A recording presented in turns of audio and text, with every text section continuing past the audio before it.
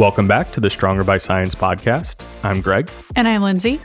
And we have another great show for you today. But on this episode, I think we're going to deviate from our normal formula and skip the plugs and intro banter we typically do at the top of the episode, because we have some important updates and announcements here at the top of the show. So let's dive right into it. So I just wanted to give all of you a heads up about where things are at and where my head is at and where Stronger by Science is going in 2024 and beyond, after reflecting on some of the things that have gone well and some of the things that haven't gone quite as well over the past year or two. So if you follow our content elsewhere, like if you subscribe to the newsletter, or just follow what we post on the website, you'll be aware of quite a bit of this already. If you just listen to the podcast, some of this may be new, and you might be wondering why we had a few weeks off this fall. The reason for that is we were looking for a new podcast editor, which was discussed in an article on the website. But yeah, so if you just listen to the podcast, we published an article in November titled The Future of Stronger by Science, which will be linked in the show notes and would probably be useful to read for full context. But the basic takeaways of it were, number one, I have a bit of a tendency to let myself get stretched way too thin, and that had been progressively happening again, to the point that it kind of came to a head this fall into this winter. And when that happens, it's not good. My quality of life suffers. And more importantly, I think just in general. I know that's not more importantly. Well, it's more important for the people listening to this. Fair enough. And I think they also care about you, though. Well, I think this next thing I'm going to say is more important because there are, depending on the platform and the piece of content we put out, whatever, somewhere between tens and hundreds of thousands of people that engage with our content, and there's just one of me. So, if my quality of life suffers a little bit, but things are better for everyone else, in a utilitarian calculus, maybe my quality of life isn't the most important thing. Whatever. No, we're not getting into that today. Yeah. But anyway, so when I let myself get stretched way too thin, my quality of life tends to suffer. And more importantly, the quality of my work tends to suffer as well. And yeah, just a lot of things had been adding up over the past couple of years. So until quite recently, I was responsible for virtually all of the Stronger by Science content. That includes the podcast, articles, research spotlights, etc., maintaining interactions in the Facebook group and subreddit, virtually all of our content for Macro Factor, and an increasing number of administrative tasks as well. And I kind of let all of that stuff accumulate instead of trying to get help because I'm kind of wired to just want to do everything myself. Mm-hmm. And not necessarily because I'm a control freak. Like, I just find it almost rude to ask someone else to do something, even when I'm paying them to do it. And that is especially true for things that I tend to find unpleasant. Yeah. Like if I'm going to outsource something, I generally outsource the things you like that I like to do because it's like, well, this is fun. So like, I don't mind asking someone else to do something that's enjoyable. But like, if I don't like doing something, I don't want to ask someone else to do it because like, no, I understand that. That's tough, though. But yeah, so that had been happening for quite a while, and I think that had just kind of gotten to the point that I finally was forced to realize that it was becoming somewhat absurd and counterproductive. So, like the first hire that we did was for a podcast editor. Yep. Shout out to Real Calsey if you've liked how the last few episodes have sounded. That is his doing. I think he's been doing great work. But yeah, like, I had taken over editing the podcast, which I didn't like doing. I didn't think I was that good at. And it was taking me like 3 or 4 hours every time we put out an episode. Yeah. And I was like, I got a lot of stuff going on, like I should hire someone else to do this. Somebody else as one who example. specializes in that. Yeah. Yeah. So the next thing, and kind of building on point one of the takeaways from that article, was just that I felt like the quality of our content had slipped a bit. And the reasons for that are discussed in the article. But basically, a lot of it just comes down to how constraints had changed over time. So back in the day, back when I think kind of the golden age of Stronger by Science content was in maybe like 2015 to 2017, thereabouts. I was coaching some. We were selling the ebooks. I think we were selling a program at the time. But we had a very simple operation. And, there wasn't that much I needed to worry about on the business side of things. Yeah. So when it came time to write an article, I could just pull up a blank document and devote, like, not an exaggeration, between like 20 to 40 hours per piece of like free content we put out, which is great. Like that's what I loved being able to do. And you were able to do that quite often because it was your number one focus and you had the time to devote. So we published a lot of articles during that time. Yeah. Both like the quality and quantity of the output was very good. And a lot of it was just because I had a schedule that allowed me to do that. Yeah. And as the number of demands on my time have increased, I've kept trying to do as good as I can for both the quality and quantity of the content. But yeah, I mean, just constraints dictated that I couldn't put as much time into things anymore. And when I did try to put a lot of time into stuff, instead of it being something where for just, a week or two straight, it was the only thing that I had to focus on, and all of my focus, like, when I would lay in bed at night, I would be thinking about whatever article I was working on. And now, not only are there actual time constraints, there are other things vying for my attention. Yeah. And so, yeah, like I just think that I've continued to do the best that I could, but just as a natural result of some of the increases in responsibilities I've had, I do think that the quality of our content output has slipped a bit. And number 3, in terms of takeaways from that article, was that due to the combination of administrative and content demands I had, I think I was falling short on both fronts. So talked about the slipping content quality a bit, but those two things, like, there was quite a bit of interplay there, where when I did need to focus on content, it was typically because I was already behind on something, where it's like, you had a deadline. Yeah. It's like, oh my God, like I've been doing like administrative stuff and like business stuff, and we need to record a podcast tomorrow. I have not even started outlining it yet. So instead of being able to kind of ruminate and marinate in a topic for a week or two, it's like, okay, I got 24 hours. Like, let's try to put together the best podcast we possibly can in the next 24 hours, just starting from scratch. Yeah. And then there's a research spotlight that needs to get published, and need to get an article out, for Macro Factor as well. So, let's try to get all of that done over the next like 2 days.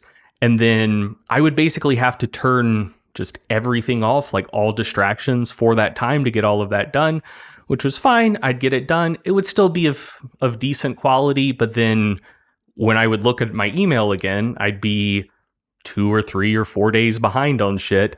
And then it's just kind of like a mad dash rush to try to get caught up there. And, I'm trying to get caught up, but in a way that's just checking boxes instead of being able to actually like think deeply about the stuff that I'm doing. And then, by the time I was caught up and maybe a little bit ahead, I would then once again be in a crunch for the next content that needed to get out. And so it was just burnout cycles. Like, Because you would do those big pushes for content and then you'd be so burnt out, but you'd be behind on other stuff. So then you would immediately kind of have to jump back in, even though you needed some time to rest. Yeah. And it was just that over and over and over again. Yeah. So I was working as hard as I could and doing as good as I could. Yeah. And not doing the best that I would be capable of in either domain, really. Mm-hmm. And yeah, it just... That feels like shit. Yeah, like it wasn't... a bad feeling. It wasn't a good thing. Yeah. So to be clear, like I'm not just here like self-flagellating or fishing for compliments. Mm-hmm. Like I know I've been doing like pretty good overall. Like I have still been pulling my weight in the businesses. I do think that the content we've been putting out is not up to the extremely high bar that I'd set for myself. Mm-hmm. Like I do still think it's been pretty good. It's pretty good. Yeah. Like I'm not trying to say like, everything I've done in the last 2 years has been shit. You have an incredibly high bar. Yeah. But it's like, I think it's been good, but I shoot for great. Yes. You know? And that's what makes it feel meaningful and worthwhile to you. Correct. Yeah. Like I do get like a very immense sense of satisfaction from doing my very best and putting my very best work out there. And on the flip side, like this is just a weird little thing about me. Like if I feel like I owe someone something and I don't do the best I possibly can in giving it to them, even if it's like acceptable, I feel like very guilty about that. It's probably like Protestant upbringing stuff. You got all kinds of Protestant shit. But yeah, like that is just how I feel. Mm-hmm. So, you know, like I do think the content we've been putting out is good. But like I feel bad oftentimes when we publish it because I'm like, I know it could have been better if I had like 3 times as much time to work on it. Yeah. So yeah, like basically it just hasn't been working for me all around. Like I was severely overworked and just very dissatisfied with the work I was doing. Yeah. So just overworked, feeling bad, et cetera, et cetera. Put out that article just kind of laying out. Yeah, letting people know what's going on. Yeah, letting them know where things were and what things would need to change. Mm-hmm.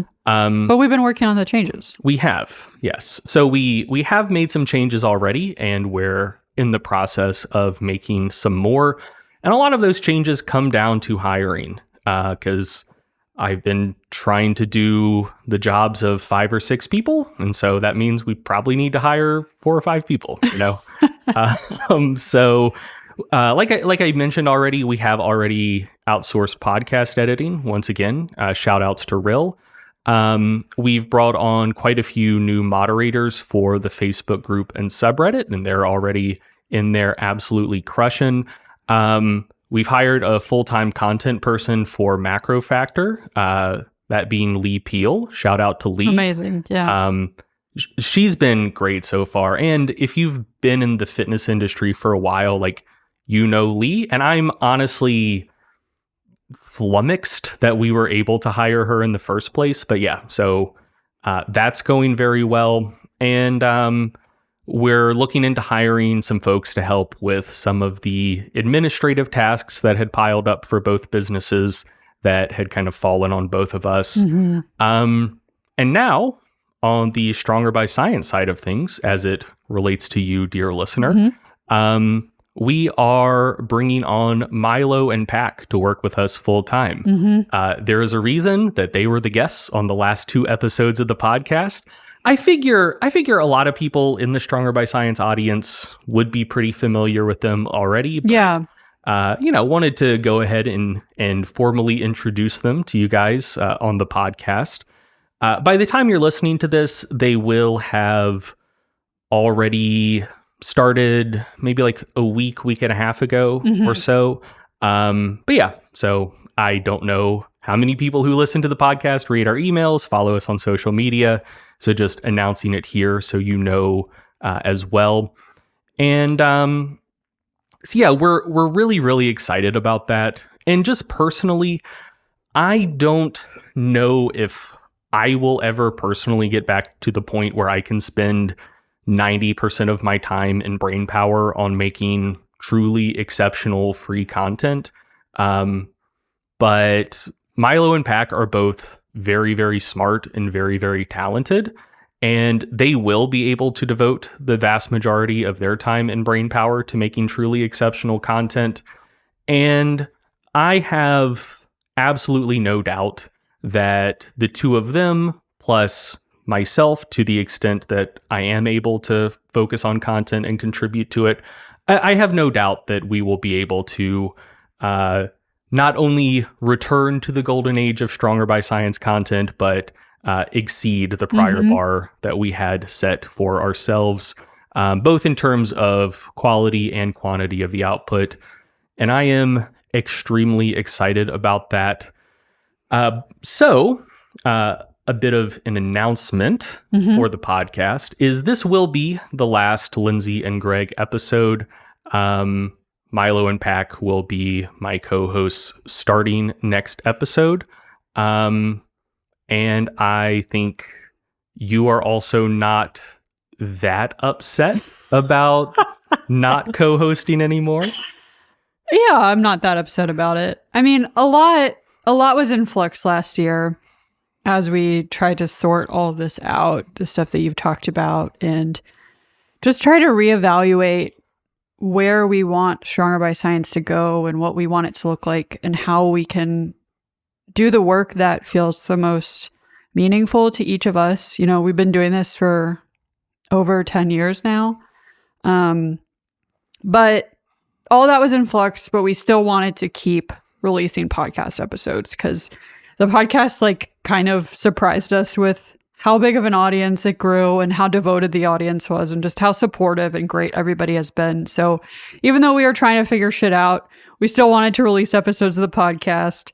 Didn't want Greg to have to do it by himself, so I jumped in here as the co-host, and it's been fun. I really have had fun recording these episodes with you. It's the first time I've ever done anything so public with Stronger by Science. Usually I'm completely behind the scenes.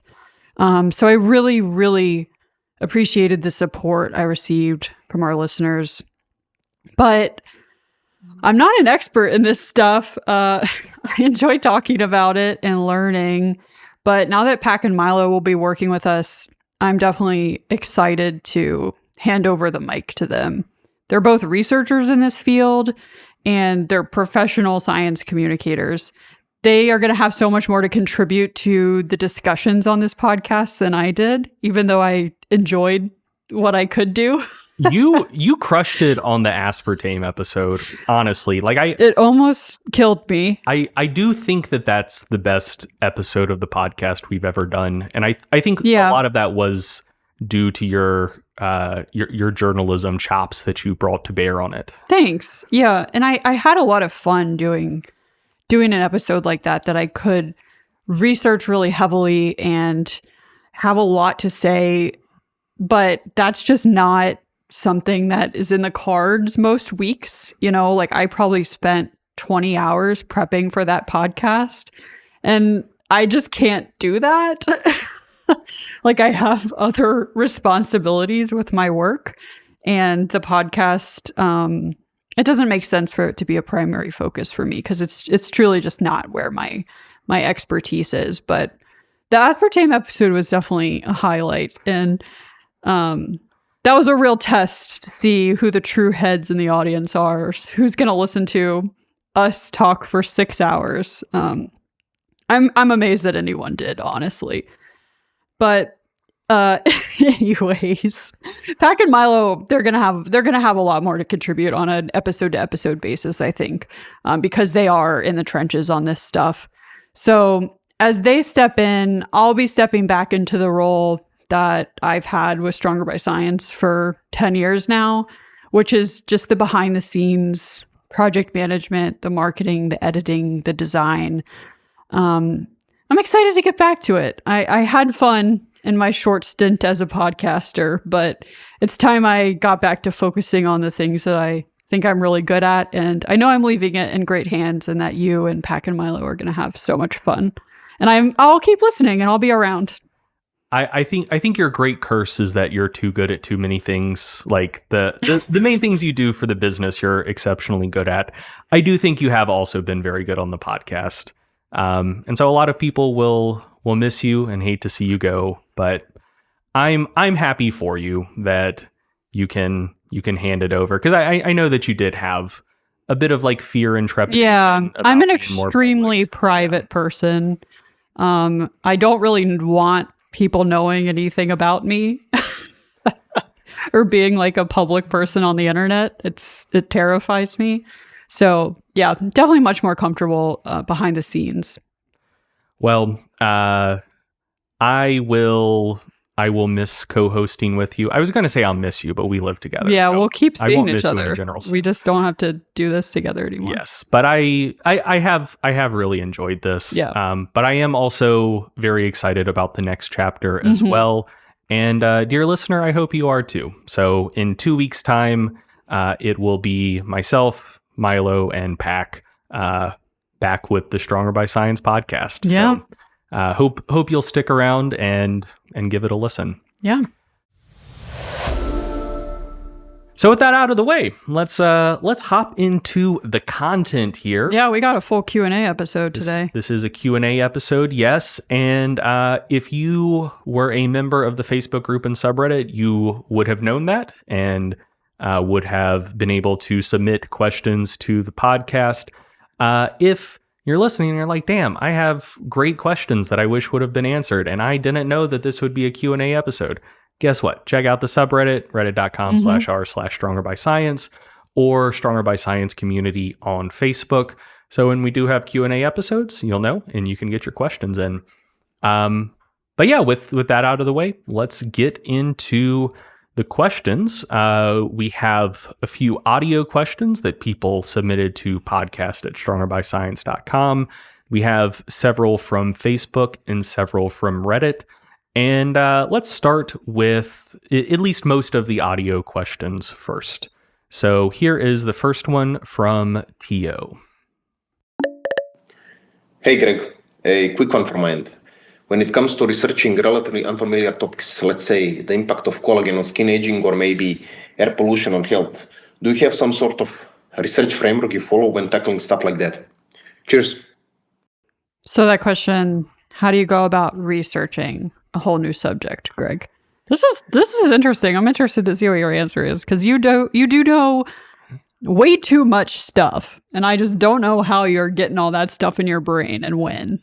Yeah, so it's a multi-step process, and the first step is simply assessing whether it's something I actually need to understand on a granular level, and more generally kind of scoping out how well I need to understand something, period. And also scoping out whether I have the time to devote to it in order to learn and understand it on a particular level. And a lot of that is based on relatedness to things that I already know quite well.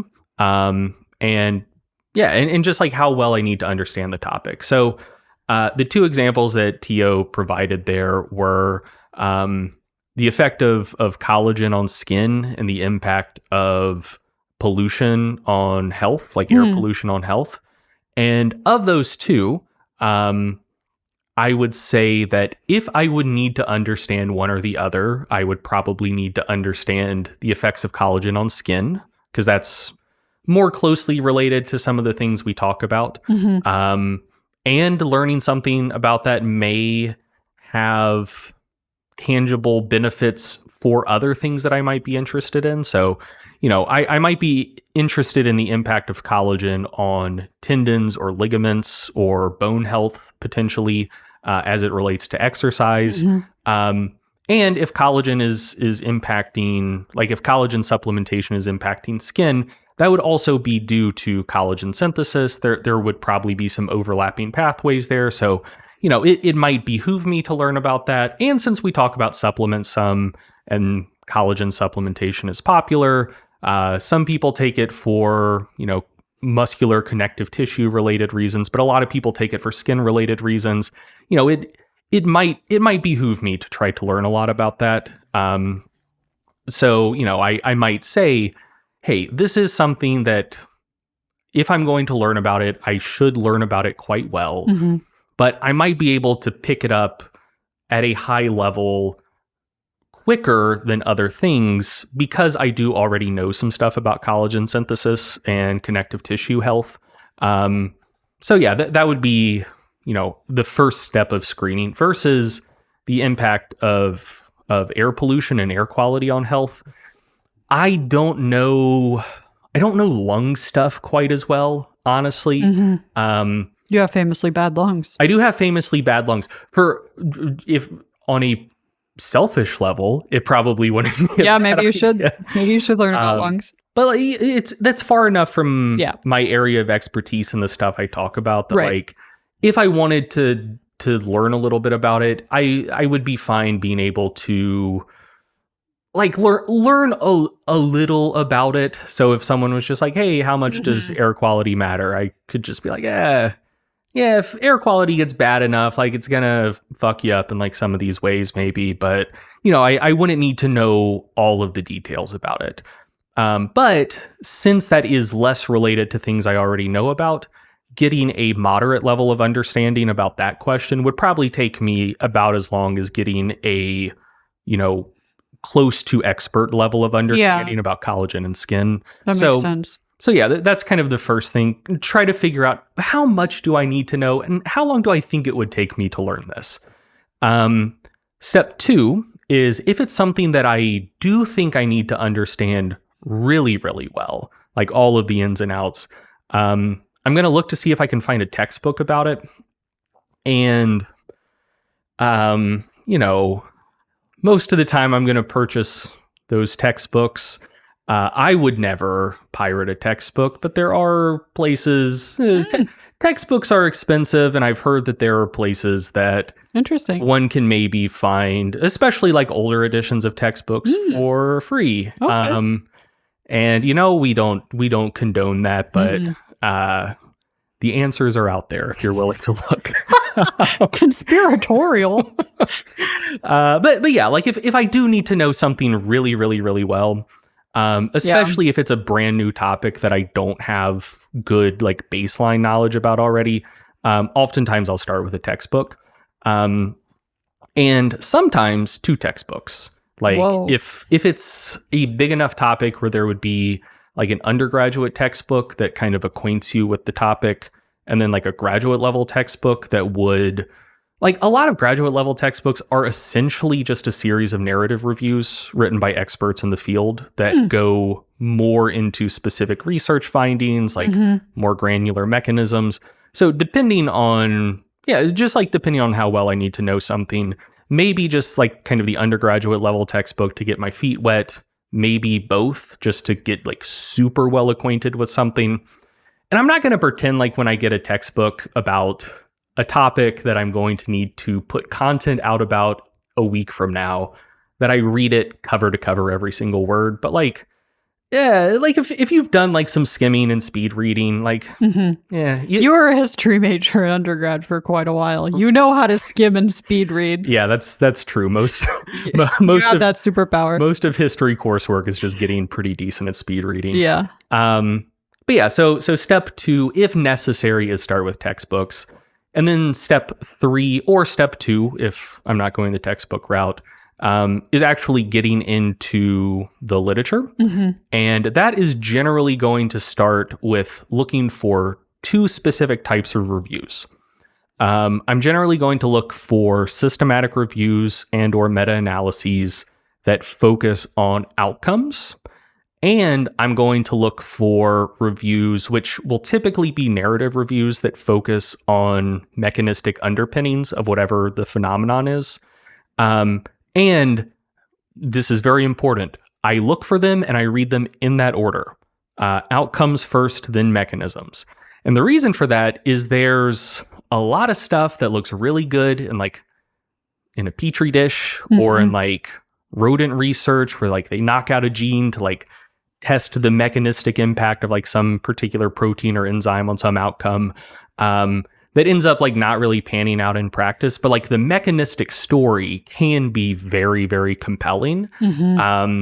And I think that if you start with mechanisms that can that can color the way that you view outcome-based research in a way that would lead you to veer from a relatively like strict empirical path, which is what I tried to stick to. Like if there's a compelling enough mechanism and then the outcome-based research, there's a lot of null findings, you could be like, oh, well, that mechanism is so compelling. Like it must just be a problem with like dosage or the population they did or like how long the studies ran. Whereas like if you start with the outcomes, that helps keep you grounded, where you can be like, hey, look, based on all of the ways that people have tried to tackle this thing before, it maybe seems to be very effective. Maybe it seems to have a small effect. Maybe it seems to like there's a lot of null results, like it gives you good grounding in terms of like actual longitudinal findings. What do we see when this thing is implemented? And then if there are compelling enough mechanisms, once you've started with the outcomes, then you can think about it a little bit more where it's like, hey, what like other competing pathways may have made this mechanism not pan out in practice, But anyway, yeah, so two different types of reviews, outcome-based reviews, mechanistic-based reviews. Start with the outcomes before diving into the mechanisms. That's interesting. Yeah, that's cool. And then the last thing, or like the last couple of things, would be if there's still any like basic physiology that I don't understand after getting this far down the rabbit hole, I'll just try to read up on that a little bit more, which like usually that's like a standard biochem ref.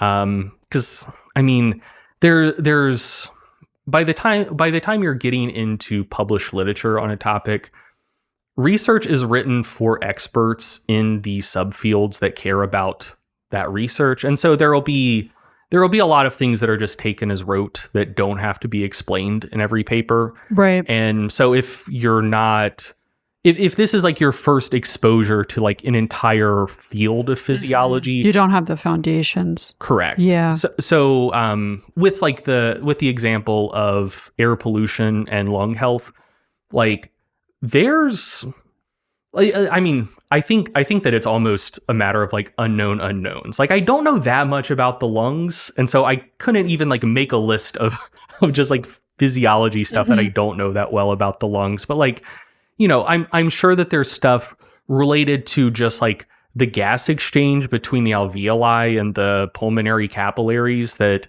like that wouldn't be covered in studies on the topic. Because they just assume you know that already. Yeah, because everyone who's doing lung health like would know that like the back of their hand. But like I might need to learn a little bit more about that stuff to understand some of the mechanisms discussed in the reviews that I previously mentioned.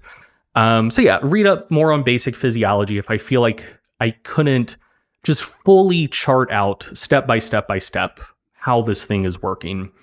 And then if relevant, I'll dig into some of the individual studies in the outcome-based systematic reviews and meta-analyses. Like if you're seeing different outcomes in different populations and I'm specifically interested in something in a particular population, I might then, if there's a meta-analysis with like 30 studies, but only 7 of them are in the population I'm particularly interested in, then I'll just go ahead and download those 7 studies in that population and read all of them. And by that point, I'm pretty close to the bottom of the rabbit hole. And if there are still things that are unresolved, like maybe there's some conflicting findings between research papers that, based on my like relatively new understanding of this stuff as I've been learning about it, that I can't quite reconcile yet, I might see if I can find some experts on the topic and bounce questions off of them, who are often the people doing research in the field. And oftentimes, like, researchers like getting questions about their research. Like, I think... Yeah, you should ask your questions to researchers instead of random people on the internet. I wasn't going to say that, but yeah, probably so. Oh my God. The number of emails I get where someone just like sends me a study and they're just like, hey, why did they do this? I'm like, there's a there's an email address for the corresponding author right there. Like they would know. Why are you asking? And they love to get emails. Greg does not love to get more emails. He has enough. He has enough emails. I do get a lot of emails. But yeah, like there are a very, very small minority of like famous academics who have flooded inboxes and press wanting to talk about their research all the time. That who knows, maybe they're not going to respond to a little guy who just has a technical question about a paper they did 4 years ago. But most studies are never read, like by hardly anyone. That's so sad. And academics work really hard and they care about their stuff, and they are mostly laboring away in complete anonymity. And if you have like a good question about a study that they did or just their topic of research, and you say, hey, I read your paper. One, they're like, holy shit, someone read my paper. Yes. And two, you care about it enough that you have a follow-up question. They're typically going to be pretty willing to help you out there. And they know it better than anyone. I mean, they'll certainly know it better than you, or likely better than me.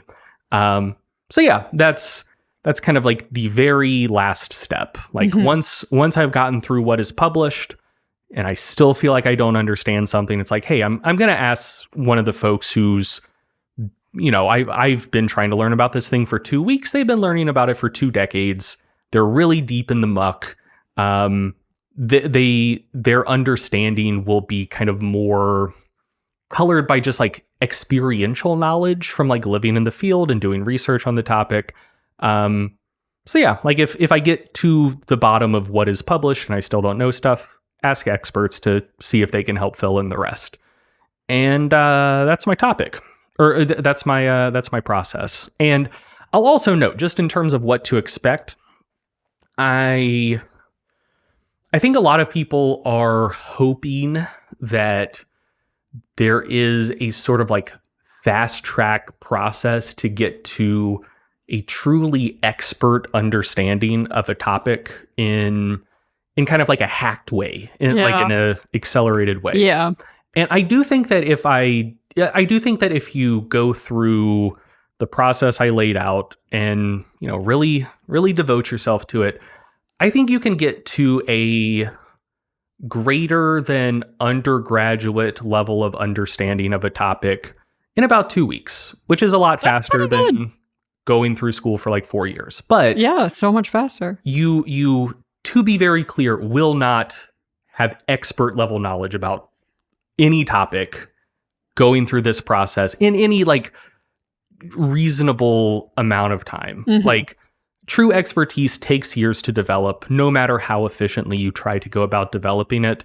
So I would say go through the process I just laid out, and that's still going to take you time. Like what I just laid out, that is depending on the level of depth you're trying to get with something and how much like pre-existing knowledge you have about related topics, it's gonna take somewhere between like 10 to 40 hours. Like, it's a big time investment. But I think that will get you 80% of the way to understanding something pretty well. Like that will get you to the point where you might be able to be conversant with an actual expert in the topic, but and then you can learn more. Yeah, but don't don't let the like overconfidence of like knowing a little bit convince you that really diving into something for 2, 3, 4 weeks has actually made you an expert. Like you're now like sub dumbass level on the topic, but you're not that slick. Next question. Okay, our next question is from John. Hey, here's my question. So just how badly does insulin resistance and diabetes affect hypertrophy? One of my favorite bodybuilding channels on YouTube just posted a video that seemed to suggest that muscle growth is pretty much off the table for someone with type 2 diabetes. So does the science support this? Is it a sliding scale where someone with prediabetes has greater muscle growth potential than a full-blown diabetic? And finally, what is your opinion on whether metformin impedes hypertrophy? I've never heard this particular thing before, but it does feel similar to something you've talked about before. Weren't there things about insulin sensitivity mentioned in the P ratio discussions and the article series from a few years back? Is this related to that? It is. Yeah, that was insulin resistance was one of the things that we discussed in that article series. So just for people listening who are maybe newer listeners and haven't been around, when was the whole P ratio saga? Was that like 18 months ago or so? I have 18 months, time 2 years. Is nothing to me anymore. Who knows? Yeah, I'm not totally sure. But essentially, there's this idea that goes around that was really popular a couple years ago. I think it's waned in popularity. I'm sure a lot of people still believe it. But basically, the idea is that higher body fat levels make it harder or, depending on who's talking about it, maybe impossible to build muscle. And so, a couple years ago, Eric and myself had a little back and forth with some proponents of that idea. I just looked up the date. It was 3 years ago. Jesus Christ, man. Yeah, I have no concept of the passage of time. Anyway, so yeah, the idea that it's harder to build muscle at higher body fat levels, one of the reasons that people said that was related to insulin sensitivity. The idea that as body fat levels get higher, insulin sensitivity goes down, and if your insulin sensitivity isn't sufficiently high, you'll be unable to build muscle. And so, yeah, for listeners who weren't around for that saga, you can read the articles, dive into the research. It was, like I said, more focused on body fat levels than insulin sensitivity or type 2 diabetes. But the two things are pretty closely related. And yeah, so it doesn't really seem like higher body fat levels impede your ability to gain muscle. Nice. And I do think that overall takeaway does probably extend to the specific question about insulin sensitivity. Yeah. That higher insulin sensitivity probably doesn't make it inherently easier to build muscle, and vice versa. Lower insulin sensitivity probably doesn't make it certainly impossible to build muscle, or if it makes it harder to build muscle, probably the effect is relatively small. But yeah, so instead of just leaning on the P ratio stuff from a while back, I did want to dive into the research, looking at the impacts of resistance training on diabetic populations in particular, to make sure I was giving a good answer to this question. And there was a 2020 review by Acosta Manzano and colleagues that will be linked in the show notes. The title was Beyond General Resistance Training, Hypertrophy versus Muscular Endurance Training as Therapeutic Interventions in Adults with Type 2 Diabetes Mellitus, a Systematic Review and Meta-Analysis. And so yeah, it looked at the impact of resistance training on a variety of outcomes in diabetics. Unfortunately, only 4 of the studies were particularly looking at changes in lean body mass. I think there were close to 40 studies in this overall review, but only a pretty small handful of them were looking at kind of outcomes that were related to hypertrophy. But in those 4 studies, the pooled increase in lean body mass that was found was 0.71 kilograms, or about 1.5 pounds. Which is notably more than 0, true. Which would imply that it doesn't make it impossible. And so you might be wondering, okay, 0.71 kilos increase in lean body mass in resistance training studies in diabetics, how does that relate to findings in non-diabetics? And so in the same year, 2020, there was a meta-analysis by Benito and colleagues, also will be linked in the show notes. The title was a systematic review with meta-analysis of the effects of resistance training on whole body muscle growth in adult males. And so in that meta-analysis, in healthy, non-diabetic adult males, what they found was about a 1.5 kilo increase in fat-free mass, lean body mass, after about an average of 10 weeks of training. So even if you took it at face value, that would imply that type 2 diabetes might reduce rates of muscle growth by about half. So you're seeing about 1.5 kilos in non-diabetics, about 0.7 in diabetics. So yeah, if you just compare those two numbers, you would say, yeah, if you're diabetic, you might build muscle a little bit slower, but we're talking about a reduction of about 50% or so, rather than stopping hypertrophy entirely. But also, the studies in diabetics were typically done in older adults and also typically used less intense, lower volume training interventions. Okay. Both of which would also tend to lead to less muscle growth. Right. Like, if you just said, hey, we're going to, in non-diabetic populations, we're going to do young, healthy folks, and we're going to train them pretty hard. And we're going to do also resistance training in older, also healthy folks, but they're not going to train quite as hard. The difference in lean body mass observed, like the 0.7 versus 1.5 kilos, you might still see that same difference, regardless of diabetic status. So I do think just comparing the outcomes of these two meta-analyses probably, if anything, overstates the impact of, like, the negative impact of type 2 diabetes on hypertrophy outcomes. But yeah, I mean, you can analyze that and metabolize it as you will. You could credibly make the case that it does make it harder to build muscle, but maybe reduces rates of muscle growth by about 50%.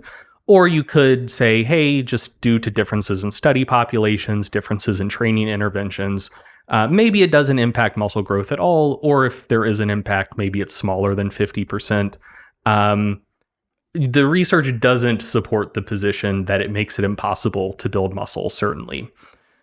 Personally, and this is just kind of on a purely hunch level, I wouldn't be surprised if type 2 diabetes did have some negative effect on hypertrophy of some magnitude. Just because insulin is implicated in amino acid uptake and reducing catabolic signaling and also glucose uptake. So it may influence how well you can get fuel to your muscles during a training session and how well you can bioenergetically recover from training. So, maybe the effect would be smaller if you matched training interventions, but maybe having slightly better insulin sensitivity could be superior in the real world because it might let you train a little harder and recover a little better. I'm open to all of that stuff. I wouldn't be surprised if there was some degree of negative impact. But I also would be surprised if that negative impact was particularly large, if it exists at all. And again, certainly it doesn't make muscle growth impossible. There's no reading of the research on the topic that exists that would lead one to that conclusion. It's that is not an evidence-based takeaway. That is an evidence-free takeaway.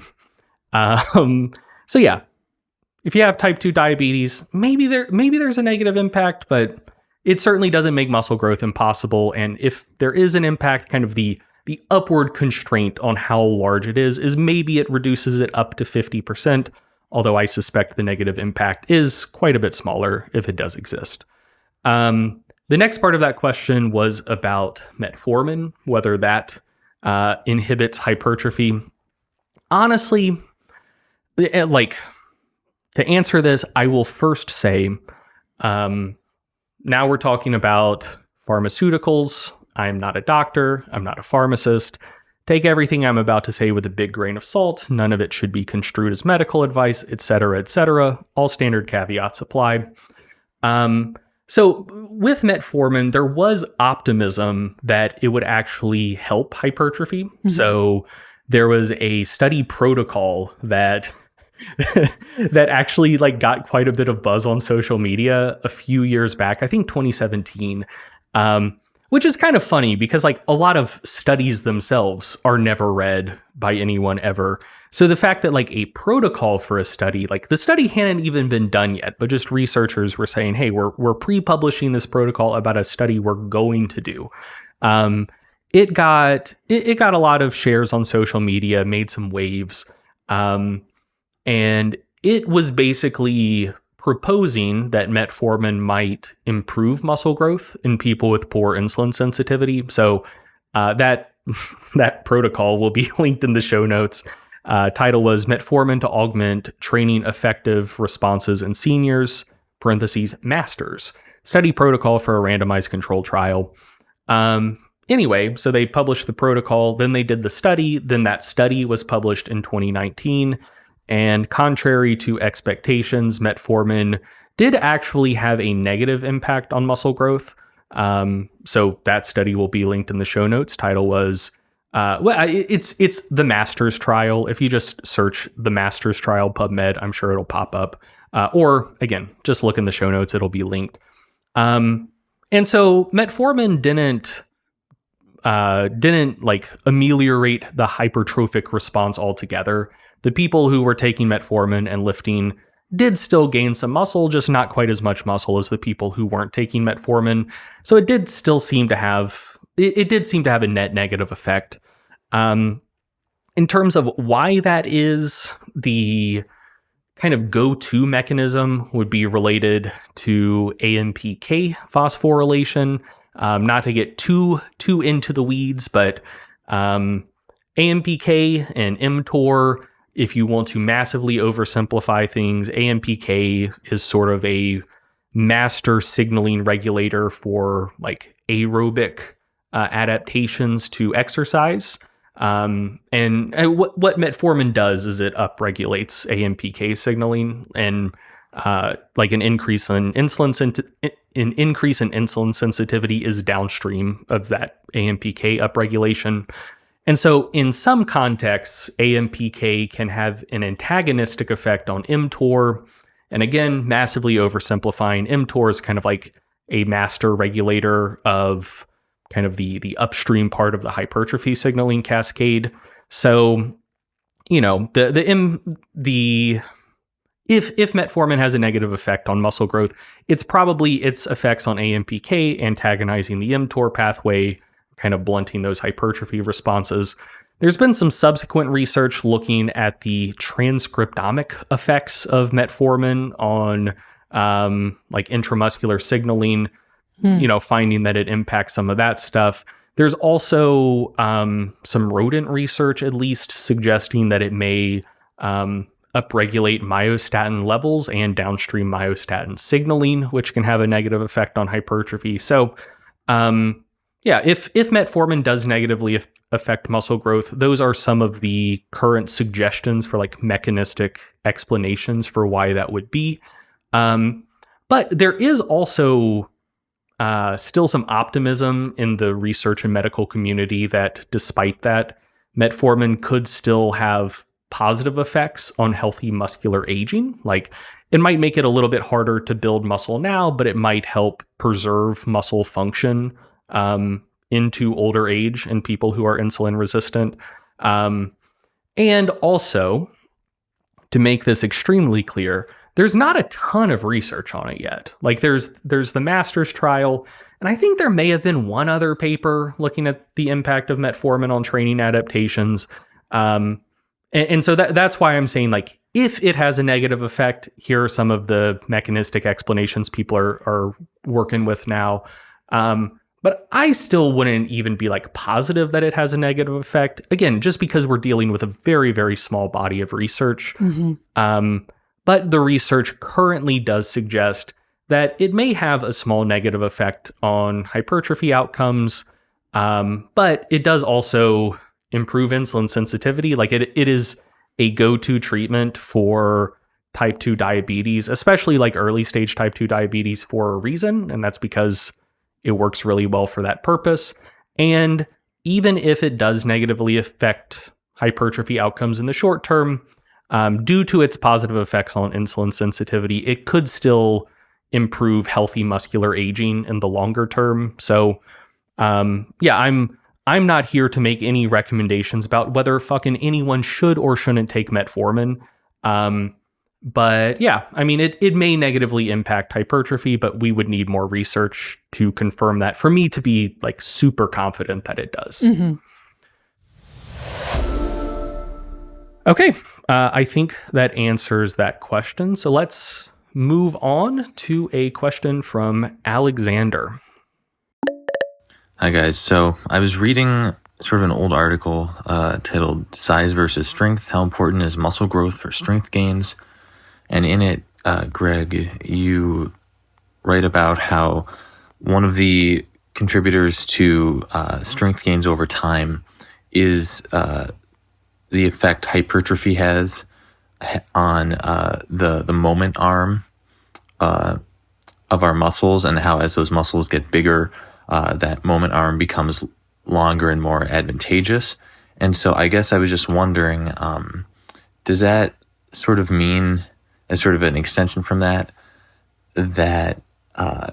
getting a really sick pump would also potentially lead to some short-term strength gains due to the similar, due to the increase in muscle volume and therefore moment arm? All right. I like how in-depth this guy is thinking. Greg, could you explain a little bit more about where that question might be coming from, and what you talked about in that size versus strength article? Sure. Yeah. So I really liked this question because it's a perfect combination of highbrow and lowbrow. We're going to talk about internal muscle moment arms and the impact of getting a sick pump, which awesome. I love that combination. So yeah, where this question is coming from, and this, I will note, may not be the best topic for an audio medium, but dear listener, close your eyes and try to imagine this little journey I'm about to take. Oh my God. To just explain where this question is coming from. So your biceps run parallel with your humerus and insert on your forearm relatively close to your elbow. And they're inserting at an angle. Like your bicep is elevated a little bit, so that tendon is coming down and inserting at an angle. So just picture where that tendon is inserting there on your radius. And just imagine, like, let's take the biceps out of it altogether now and assume you have a string attached to your bicep insertion and it's pulling up perfectly in line with your humerus. And think about that, what that would do to your forearm. It wouldn't make it flex at all, right? Like it wouldn't cause elbow flexion because it would just be pulling your radius just right into the elbow joint. So that would not create a rotational moment to cause elbow flexion. And it wouldn't matter how hard you pulled on that string. It wouldn't flex your elbow the way you want your biceps to. Now imagine that instead of being perfectly in line with your humerus, that string was perfectly perpendicular to your humerus. So if your arm is sticking straight out at your side with your palm facing up, that string is inserting at your radial tuberosity and pulling straight up through the ceiling. Now, when you pull on that string, it will flex, like it will cause elbow flexion. It will draw your radius up. It'll cause your forearm to move like that. And so that's essentially what's going on here. So your bicep is elevated up off of your humerus. It's inserting on your radius at an angle.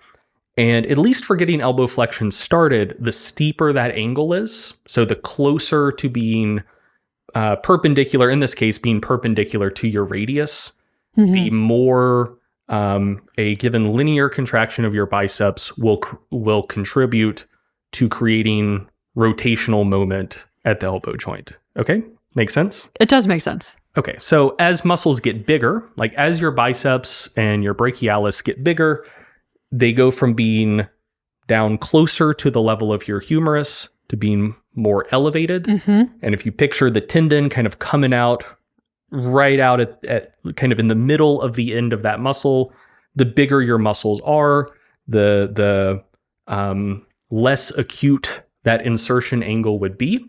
So the greater distance there would be between that tendon and the middle of your elbow joint as the muscle gets larger. So that internal moment arm is getting larger. Yep. So not only do you have more contractile units in a larger muscle that help you curl more weight, also the leverage of the muscle to create a rotational moment at the joint is getting more advantageous as it gets larger. Okay. You get it. I hope the listeners got it too.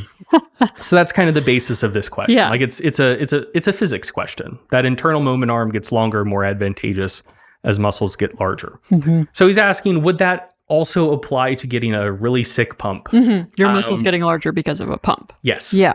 And I don't see why it wouldn't. Like I think it theoretically could apply, but if and only if what you did to get a pump didn't also create enough fatigue to mask the effect. Yeah. Because like getting a pump doesn't acutely make your muscles that much bigger. Like if They feel bigger. Yeah. But they don't look that much bigger. Right. Yeah. Like if you got like 3% better leverage due to a longer internal moment arm, but your muscles are now fatigued 3%, sure. Yeah. You're creating more rotational torque than you would have if you didn't have a pump, but you're not actually creating more rotational torque than you would have if you were fresh, because the impact of the shifting moment arm is offset by the impact of fatigue. So that's like a practical consideration. Another thing is it wouldn't necessarily apply to every muscle. So the article, like the study from Vygotsky and colleagues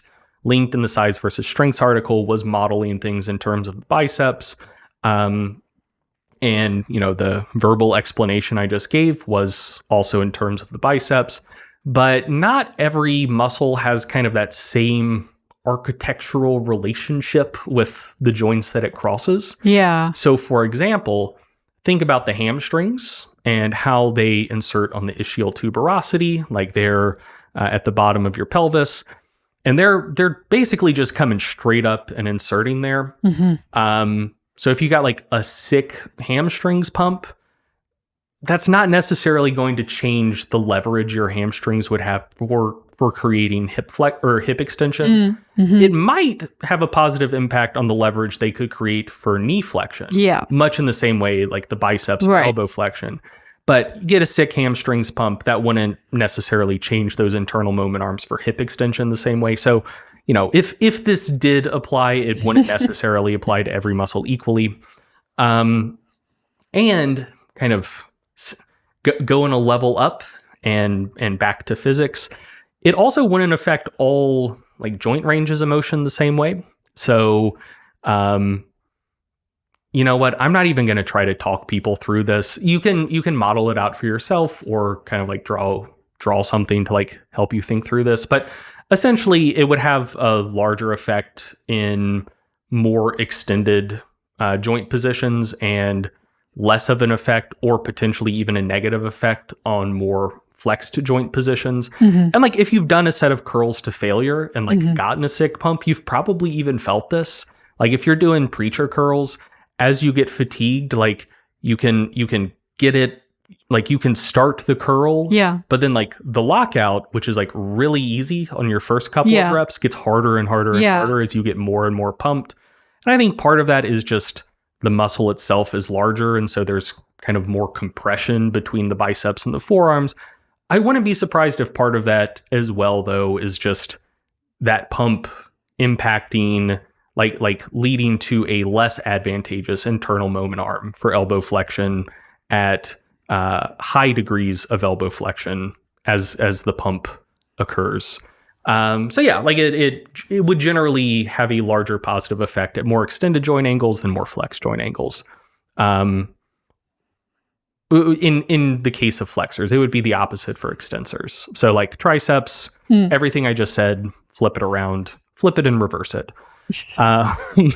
Perfect. So yeah, to answer Alexander's question in a TLDR type of way, I don't see why if actual hypertrophy did favorably impact the leverage of a muscle for creating joint torque, I don't see why getting a pump wouldn't have the same effect. But in the real world, because whatever you're doing to get a pump is probably going to cause some degree of fatigue as well, it may not actually be like you may not be able to like measure the effect of the pump itself. Like performance might still be lower than it would have been, even if the muscle theoretically has like slightly more advantageous leverages.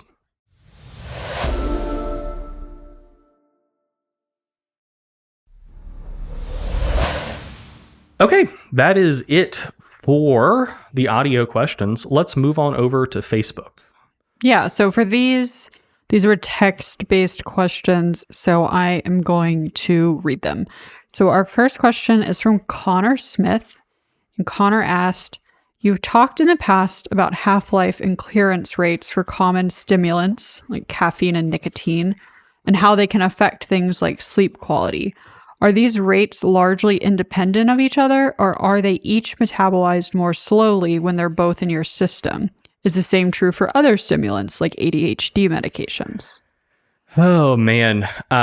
So this is a question that it's difficult to give kind of blanket answers on because the actual answer is like, it depends about like it. If you're, so let's abstract this question a little bit. Like, does consuming X impact the clearance rate of Y? It largely depends on whether those two things are metabolized by the same enzymes and or if either of them inhibit or facilitate the activity of the enzymes that break down the other one. And that is not necessarily going to be the case for all things that have the same effect on your body, though it will often be the case for things that are structurally similar.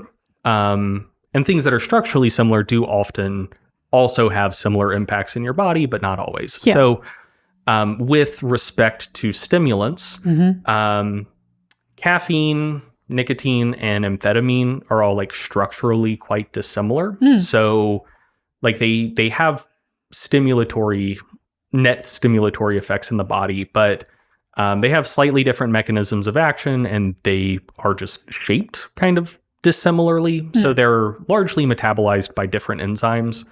And specifically as it relates to nicotine and caffeine, there may be no effect, or it might actually be the opposite of what Connor was asking about. So it may be that nicotine actually increases the clearance rate of caffeine, so increases the rate that it's metabolized rather than slowing it down. So caffeine is primarily metabolized by an enzyme. Well, there are multiple steps to how it's metabolized, but like kind of the most important rate limiting step is carried out by an enzyme called cytochrome P450-1A2.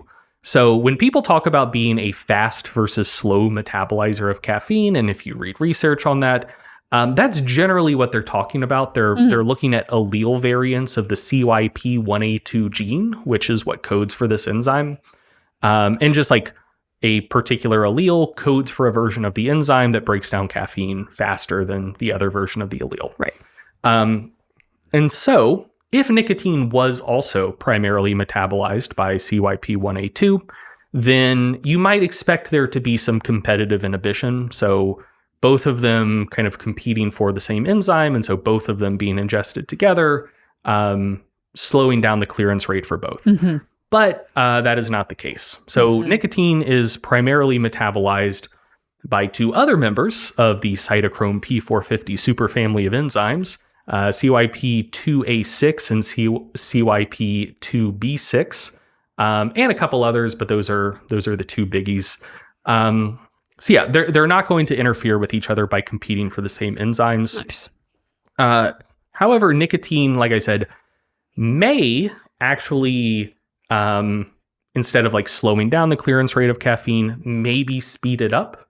And the reason I say may is nicotine may be an inducer of the CYP1A2 enzyme, meaning that it essentially either increases the levels of that enzyme or increases how fast that enzyme works. So it would break down caffeine faster. And the reason I say maybe is that's still somewhat controversial.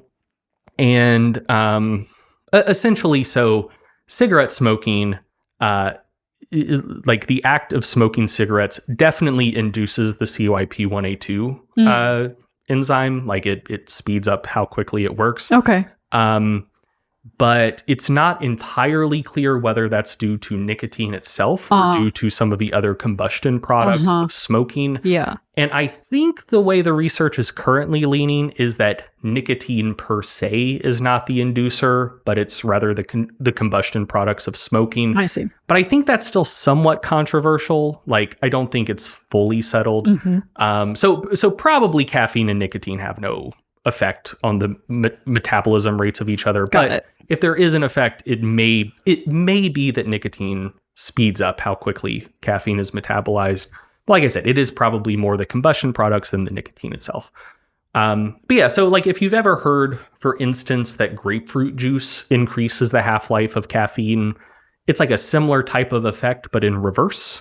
So there's a flavone in grapefruit called naringenin that inhibits the CYP1A2 enzyme. So if you inhibit it, you slow down how quickly caffeine is metabolized, so it stays in your system longer. It's like inducing the enzyme is the same effect, but just in reverse. Like it speeds it up. I actually had never heard that before. That's interesting. Oh, that is interesting. Yeah, it's I think you're not quite enough of a stimulant junkie, maybe. Like folks who get like really into especially like pre-workout. Yeah. Oftentimes they're like, man, I don't necessarily want to use more caffeine and like burn out my tolerance, but like I just want it to stay in my system longer. So like I'm going to take my pre-workout and I'm also going to like drink some grapefruit juice to extend the effects of caffeine. That also, this is like an old school one. That was one of the, like, I think gym culture found out about that from diet culture, because that was one of the things in like the grapefruit diet. Oh God. Yeah. Because they're like, oh yeah, like drink your morning coffee, just black, don't add extra cream or sugar to it, and then eat that grapefruit. And guess what? That's going to give you more energy throughout the day. So you don't have to eat. And extend the appetite suppressant effects of the caffeine, because you're getting you're extending the half-life of the caffeine with the grapefruit.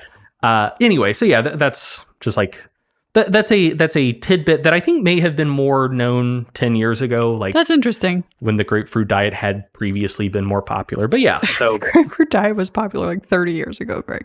Yeah, but I'm saying like there's like a cultural memory of it. Like people did it in the 90s. Sure. And so folks still remember it in the aughts, remember it a little bit less in the teens, and now remember it even less in the 20s, Fair enough. There's a half-life for how long it takes people to forget the effects of grapefruit on caffeine's half-life. Very good.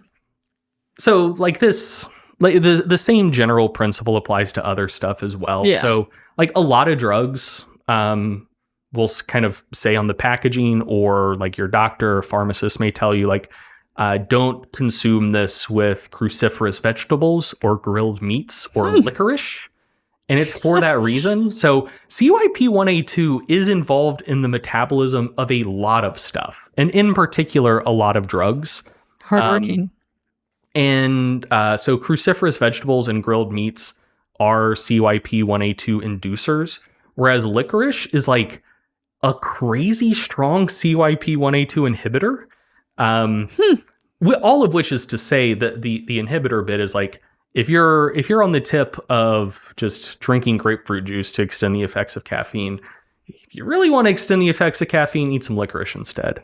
But yeah, so that's because like they mess up dosing guidelines and assumed half-lives of drugs you may be taking. Makes just sense. Because of their effects on that enzyme. So TLDR is that nicotine probably doesn't have much of an effect on the half-life of caffeine. Caffeine almost certainly doesn't have much of an effect on the half-life of nicotine. But if there is an effect, it might be that nicotine actually makes the half-life of caffeine shorter rather than longer. Because they don't use the same enzyme, and the facilitating versus like inhibiting effects of one on the other. As for other stimulants, or just anything else where you have any questions of this sort, you just need to do some reading for yourself. And what I've tried to do in this answer is give you a bit of a framework for knowing some of the things to look at to start answering those questions. So basically look into how a particular thing is metabolized. If you're interested in how something else affects the metabolism of that thing, look to see if that other thing is competing for the same enzyme, or if it induces or inhibits the effect of that enzyme. And then if you're interested in adding a third thing into the mix, now you have a matrix of like, how are all of these things metabolized, and do any of these things have impact on any of the enzymes metabolized or involved in metabolizing any of them? You add a fourth thing into the mix. The complexity increases geometrically. There are people whose job it is to know these things. So yes, and they're called pharmacists. Exactly.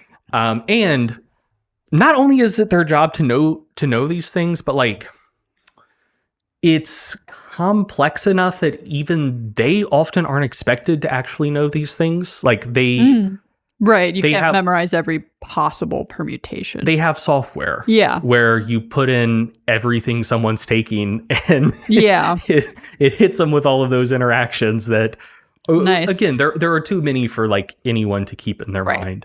I bet you could. No, I absolutely couldn't. I like even for this, like I knew the thing about licorice and cruciferous vegetables and grilled meats. I couldn't remember which ones were inhibitors, which ones were inducers. Like, and I didn't know about the bit about potentially nicotine, or more likely the combustion products of cigarettes. Like there's a lot of this stuff, you know? Yeah. So ask a pharmacist so they can plug it into their software. Yeah. Ask a pharmacist who may know, and they probably won't know, but they have software that could tell them. Yeah. Or if you're curious, just really go down a fucking rabbit hole of make a bunch of charts of reading about rate limiting enzymes, lines between everything. Yes. But just as a general principle, you should not assume that taking one stimulant will affect the half-life of others. Right. They're different. It may make it longer. It may not affect it. It may make it shorter. It really just depends on how each of those is metabolized. We have another question from John in the Facebook group. How much can BMR vary between individuals? Can the term fast metabolism be true? For example, could a lightweight individual with moderate activity possibly have a higher BMR than someone of the same size and activity? Yes, absolutely.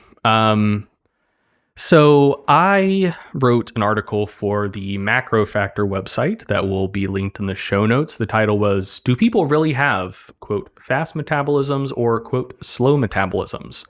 And the answer to the question posed in the article and the answer to John's question is an unequivocal yes. So the way I went about answering that question in the article is like there is this idea that a lot of people have, and I in the article I kind of dig into where I think this idea may have come from, but people have this idea that the concept of people having fast or slow metabolisms is just like bullshit, and something that someone would just say if they're trying to come up with an excuse for why they can't lose weight or can't gain weight, right? But actually, it all just comes down to body size and body composition, and no one actually has a slow metabolism. And if you think you do, it's just because you're misestimating how much you eat and blah, blah, blah. Like that's a really common idea people have. But when you actually dig into the research, you find that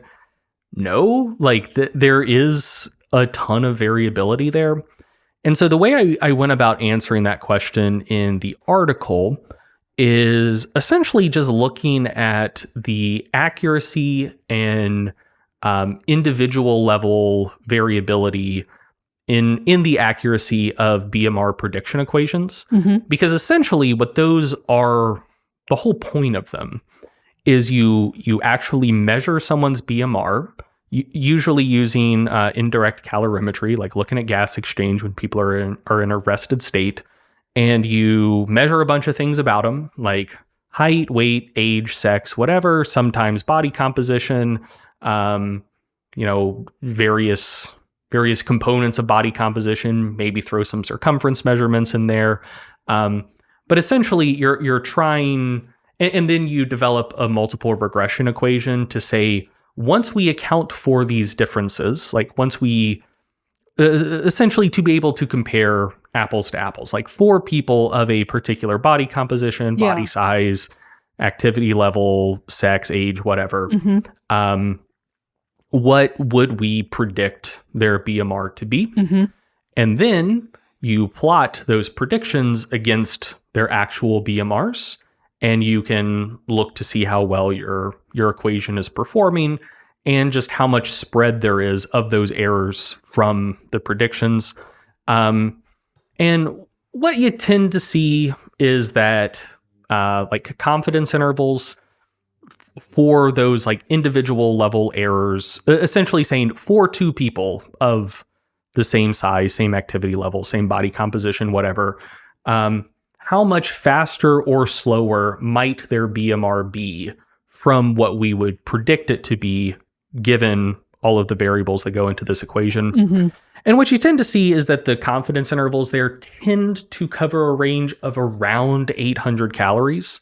So in other words, if you quote unquote should have a BMR of 1500 calories, given your age, sex, size, activity levels, body comp, whatever, there's about a 2/3 chance that your actual BMR is somewhere between 1300 and 1700, and about a 95% chance that it's somewhere between 1100 and 1900.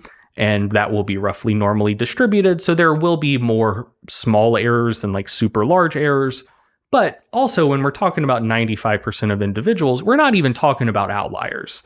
Essentially, if you had 100 people in a room and they all had the same activity levels, same body comp, they all weighed the exact same, and they were all like quote unquote supposed to have a BMR of 1500 calories, there would be 2 to 3 people who would have BMRs of 1100 or less, and 2 or 3 people who would have BMRs of 1900 or more. So, we're not even talking about 1 in 10,000 type of deals, just normal variability, people who you're likely to find in a room of 30 to 100 people. So most people don't have like super fast or super slow metabolisms, but it's not uncommon for people to have BMRs that you'd think would be similar that could vary by up to 800 calories, which is a pretty big difference. Significant, yeah. And going a level deeper, fun fact, what I really enjoyed learning as I was researching for that article, because like I saw those findings and I was like, well, this is pretty surprising. Like I mean, it wasn't surprising because like I had known about the relative accuracy of BMR equations for a while, but I like, as I started thinking about it more, I'm like, I don't know why this is, I don't know what the explanation for this thing is. And so I did some more reading, and it seems like the primary contributor to having a quote unquote fast or quote unquote slow metabolism is relative organ size. Yeah. Which is kind of wild. It is wild. So your vital organs comprise, well, I mean, I guess like your internal organs, because like your muscles and like skin, like those are vital organs. You know what I'm saying though. We like know what you're saying. Your livers, your kidney, your brains, lungs, whatever. Brains, plural. Brain. Okay. Well, left brain, right brain. You got 2 of them. But yeah, your brain, liver, kidneys, heart, lungs, whatever. They comprise a relatively small percentage of your total body mass, but they account for like 3/4 of your basal metabolic rate. Yeah. Your fat tissue and your muscle tissue are far and away the 2 largest and bone. Those are far and away the 3 largest contributors to total body mass, but they are all not particularly metabolically active tissues at rest. Muscle can be super metabolically active during exercise, but at rest, none of those tissues are burning many calories at all. So, most of your BMR is just driven by things like your kidneys and liver and whatnot. And that's just, is it just like a larger organ? Like if your brain is bigger or your liver is bigger, it's going to... Yes. Okay. So there's also research on the relative tissue-specific metabolic rates of those organs, which tend to decrease a little bit with age and can also, within a particular age bucket, vary between individuals. But that variability isn't as large as just the variability in size. Kind of just because it can't be, you know, like your heart's got to be hearting, you know, like if it's not really pumping that blood, like something that's not going to be good for you. So yeah, like they're all just like pretty freaking metabolically active all the time for everyone. There is some variability, but not quite as much.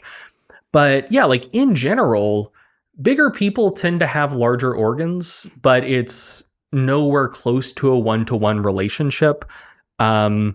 The tightest relationship is with heart size and body size, but even there you're dealing with like a correlation coefficient, like an R value of around 0.7, which means that body size only explains about half of the variability in heart size.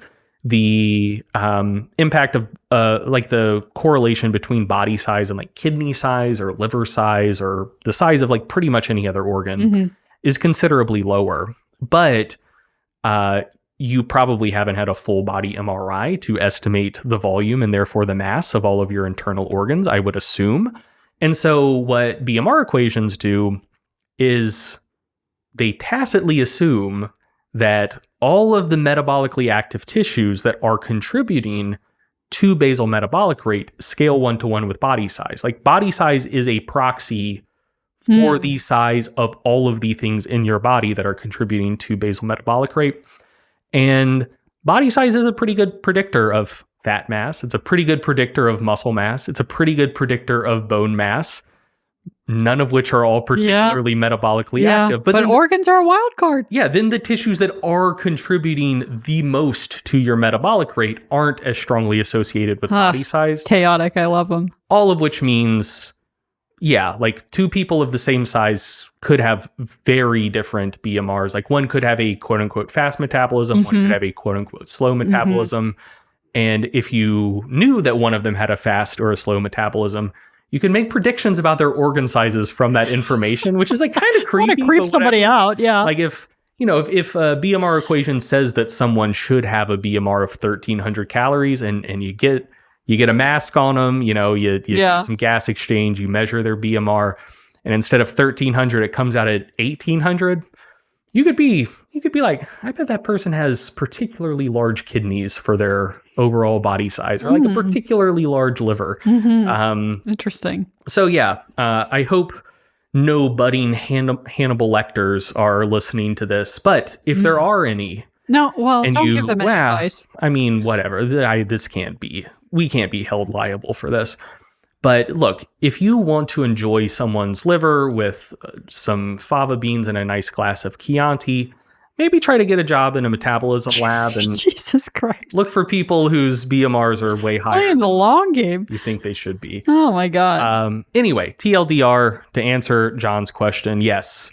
BMRs can vary considerably between people, even people who are the same size, similar body comp. And that seems to primarily be related to relative organ sizes. Yeah. That is such a fun fact. It's really good. I think it's really good for people to know too, because you can't control the size of your organs. Like if somebody has a way higher BMR and because they have big ass organs and they're trying to shame you, being like, oh, well, you're just not as good as me because your BMR is lower. It's like, no. You just have freakishly large organs. Calm down, Cassandra. I don't think anyone out here is doing hypertrophy training for their kidneys. And if you're doing that's bad. Yeah, that's bad. And if you're doing hypertrophy training for your liver, it's probably doing more harm than good. Right. Yeah, don't do that. Yeah. Okay, let's go to the next question. From Angela. Angela asks, is it possible to taper down activity levels steps without reducing calories? If so, what would be a step-by-step way to do that? I'm currently at 25K plus, and this won't be sustainable soon.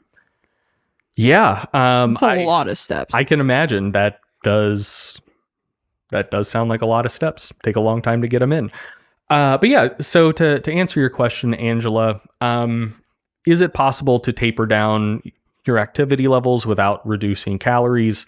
I assume there is a tacit assumption in this question that is, can you reduce calories without affecting relative energy balance? Like if you're trying to be in a particularly sized surplus or deficit or stay at maintenance, can you be less active, keep eating the same amount of calories and stay in the same relative energy balance? I assume that is like an underlying assumption here. And so to answer that question, I'd say maybe to some degree, especially given how active you currently are. So one of the things we've talked about on the podcast several times before is the constrained energy expenditure model from Ponser and colleagues. Basically, the idea is that there is not a one-to-one relationship between how much energy you burn through physical activity and how much your total daily energy expenditure increases by for each increment of additional physical activity. So essentially, if you're very, very sedentary and you start exercising enough to burn an extra 200 calories per day, your total daily energy expenditure will probably go up by around 200 calories per day. Like there's a roughly linear relationship between exercise energy expenditure and increases in total energy expenditure as you go from being sedentary to moderately active. But if you're already very active, say you're getting in 22,000 steps a day, and you become more active, say you start getting in 25,000 steps per day, just in theory, those extra 3,000 steps, what's that? Probably, what's 3,000 steps? That's probably about a mile, give or take. Probably a little more than a mile, whatever. Let's just say you're walking another mile. Okay. And you're already that active.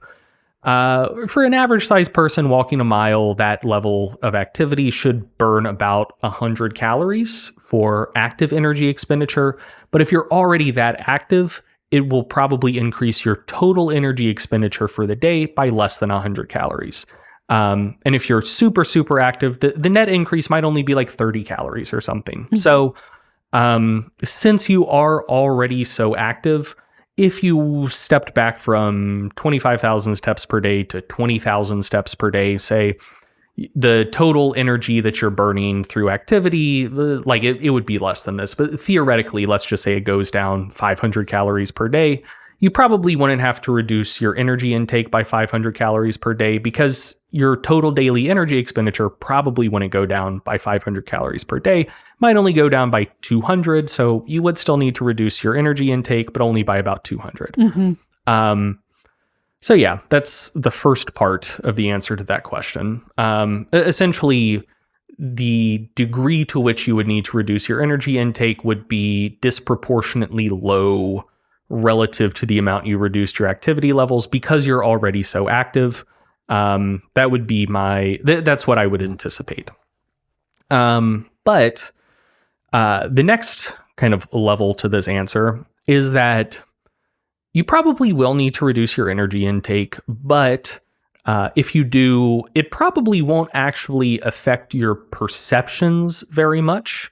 So I think a concern people have is they get really active, and let's say they're maintaining their weight on 3,000 calories a day, and they feel okay and sated, but like they never feel stuffed, they never feel like that hungry, and they like how they feel when they're eating 3,000 calories a day. And they're like, man, but if I become less active, I might have to go down to 2,500 calories a day. And I know that if I was eating 2,500 calories a day now, I would feel hungry and lethargic and not sated. Therefore, that concerns me, and I would like to become less active and still be able to eat 3,000 calories a day. But appetite regulation and hunger perception are closely linked to and coupled with activity levels above a certain threshold of activity, which is to say, and this is like conceptually similar to the constrained energy model, where it's a nonlinear relationship, and what happens with sedentary folks and moderately active folks and super active folks, it's not the same at all activity levels.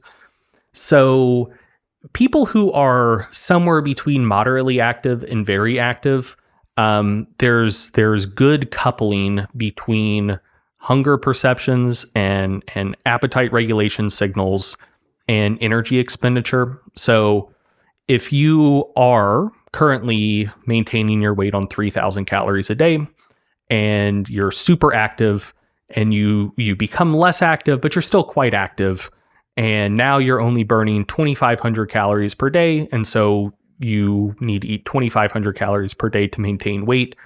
Eating 2,500 calories with that lower activity level will feel about the same as eating 3,000 calories with the much higher activity levels, because energy expenditure and appetite are well coupled if you are at least moderately active. Where that changes is if someone is moderately active and then they become quite sedentary. So for folks who are quite sedentary, there is a decoupling between appetite perception and hunger regulation and energy expenditure, such that, you know, let's say now you're moderately active, you're eating 2,500 calories per day, you're maintaining weight, you still feel pretty okay, and you just from that point become super sedentary. And so now instead of burning 2,500 calories per day, you're only burning 2,000 calories per day. It's not like when you step down from 3,000 to 2,500. When you step down from 2,500 to 2,000, you no longer feel as sated. You might still feel hungry and lethargic throughout the day. You're only burning 2,000 calories per day, but your appetite cues and your hunger cues are trying to tell you to eat maybe 2,200, 2,300 calories per day. So, stepping down from 2,500 to 2,000 and still trying to do that to maintain weight would lead to different perceptions and make it like it would be more challenging to make that reduction than from the 3,000 to 2,500. All of which is to say, Angela, if you're, I totally understand that you don't want to keep walking 25,000 steps a day. That is a shitload of steps. If you wanted to dial that back considerably, like let's say to 15,000, 10,000, you will probably need to reduce how much you're eating as you do that. But that reduction, like it's probably not going to hurt. Like you're going to feel about the same with your reduced calories as you currently feel with how much you're currently eating, because you should still stay in the activity range where you have strong coupling between hunger perceptions, appetite cues, and energy expenditure. So as your energy expenditure goes down, you'll need to eat less, but you'll also naturally want to eat less, and eating a little bit less won't make you feel worse. But if you went from 25,000 steps a day to 2,500 steps per day, and you've reduced your energy intake down to your new level of energy expenditure at only 2,500 steps per day, that would probably feel quite bad, because now you're entering sedentary territory where you don't have that strong coupling between appetite perception and energy expenditure anymore.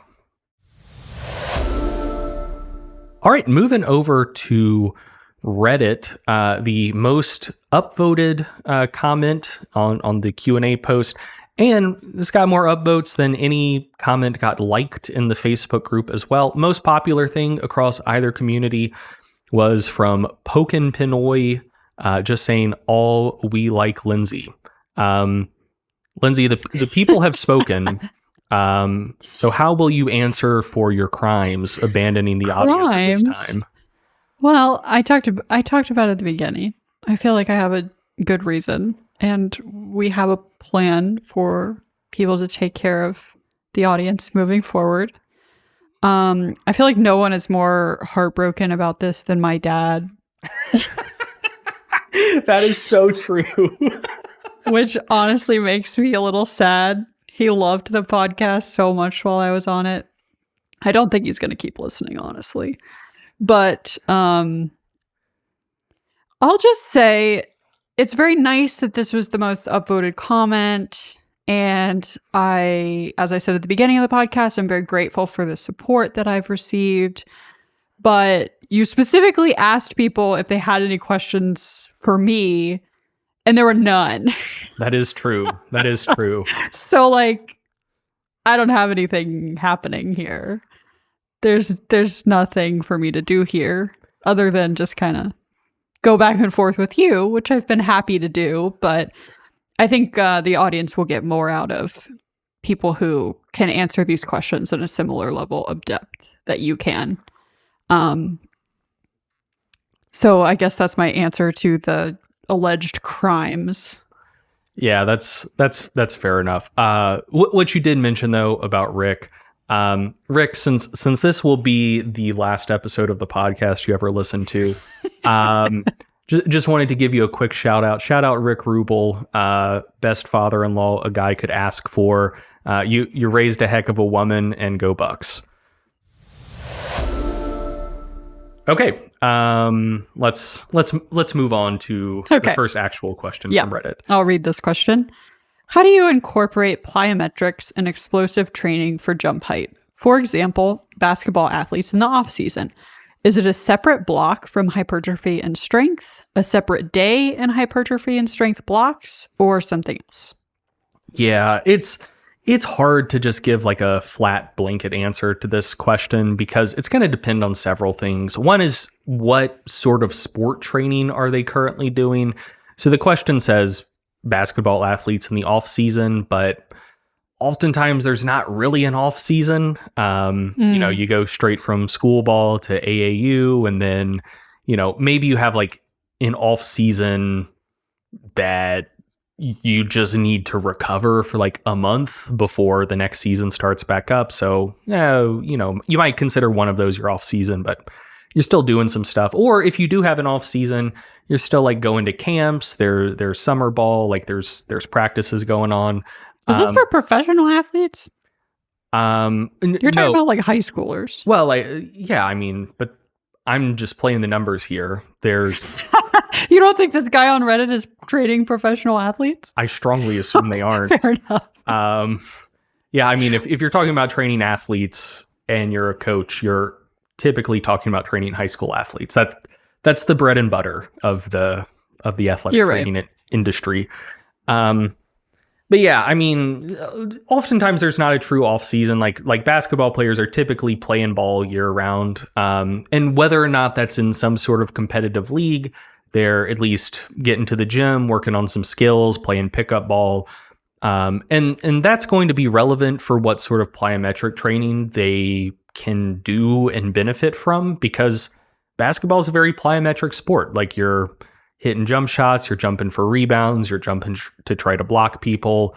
And like hard, productive plyometrics are kind of tough on your joints, kind of tough on your tendons, like totally safe, totally fine to do, but maybe not the best to do super intensely if they're also still playing like a fair bit of ball, which, again, like maybe they're on the youth circuit and basically playing year round, or they just love the game. And so the season's over, but they're still getting out and playing. So it's going to depend on how much of that they're doing, because that's going to determine how much like just directed plyometric loading they can handle and benefit from and adapt positively to.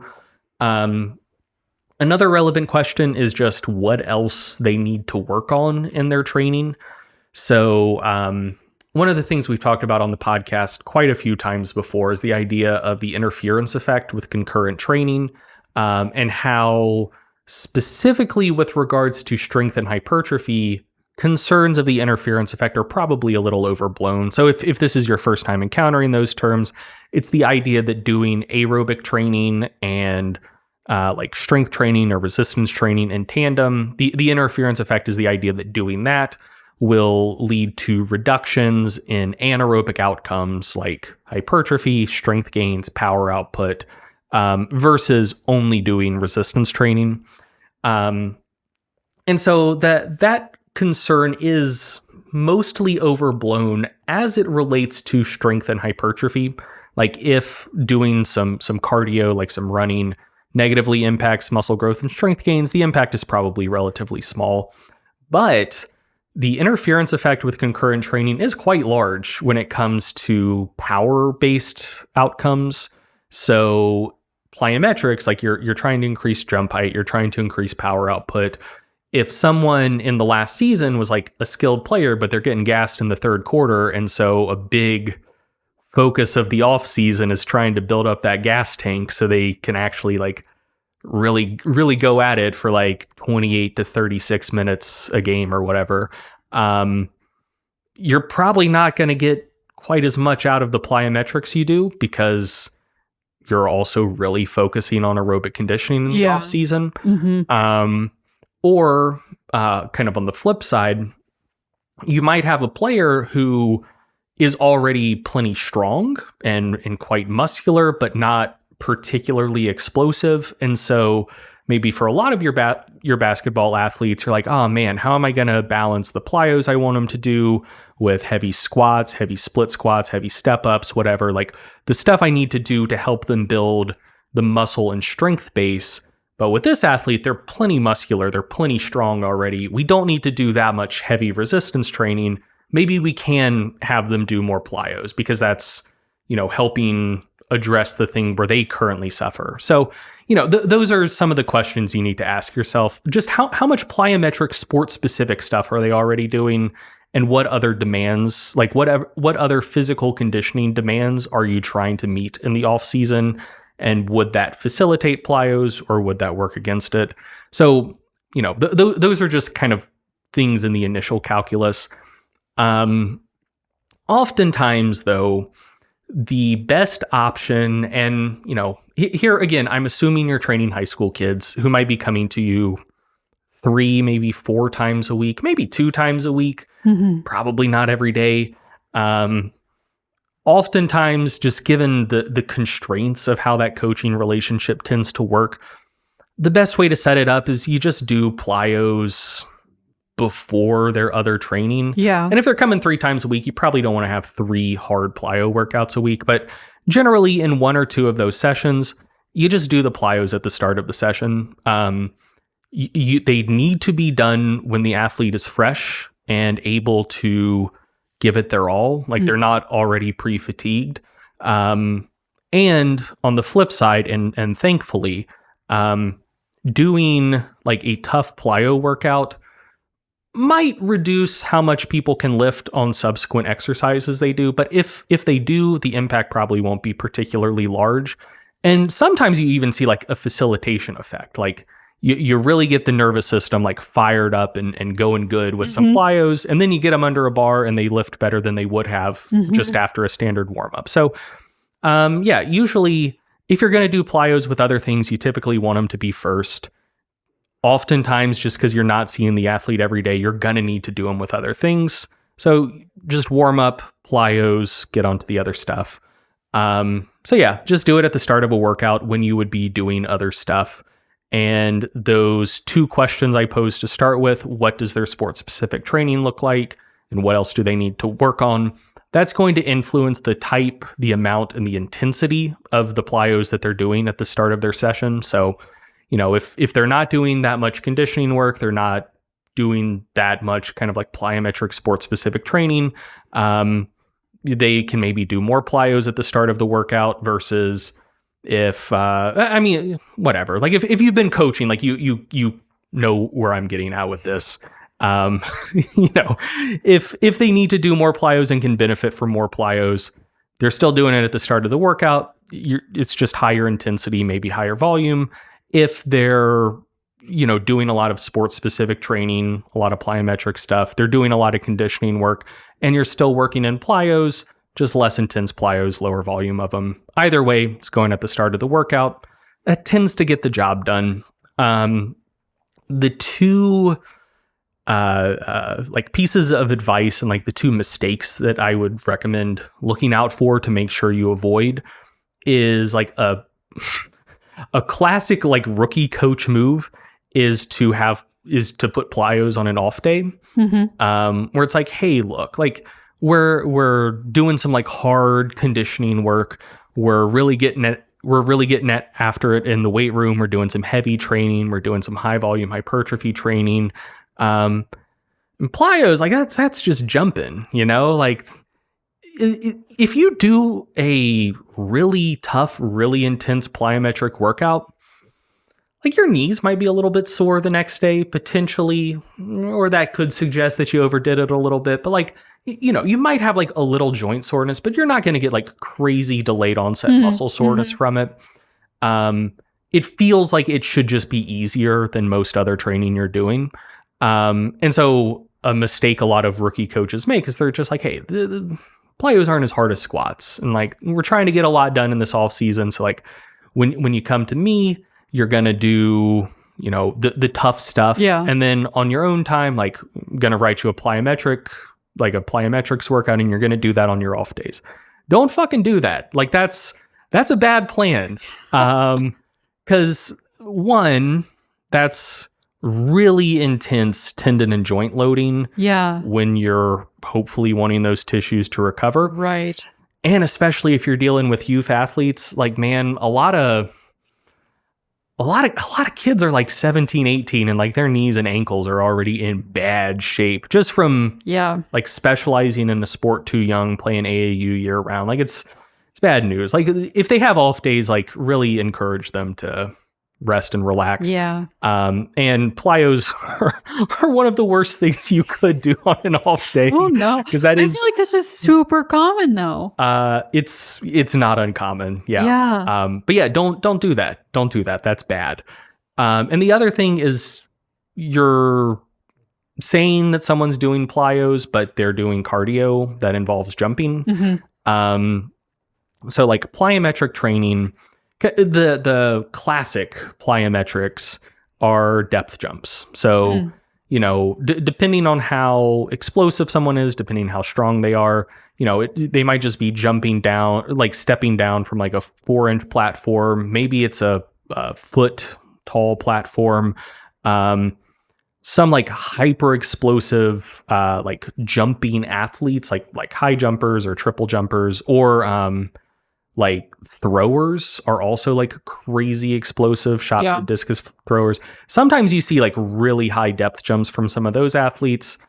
You generally don't need to go crazy on the height for like younger, like less elite athletes. But, essentially you're stepping down off of something, minimizing ground contact, jumping back up as high as you can.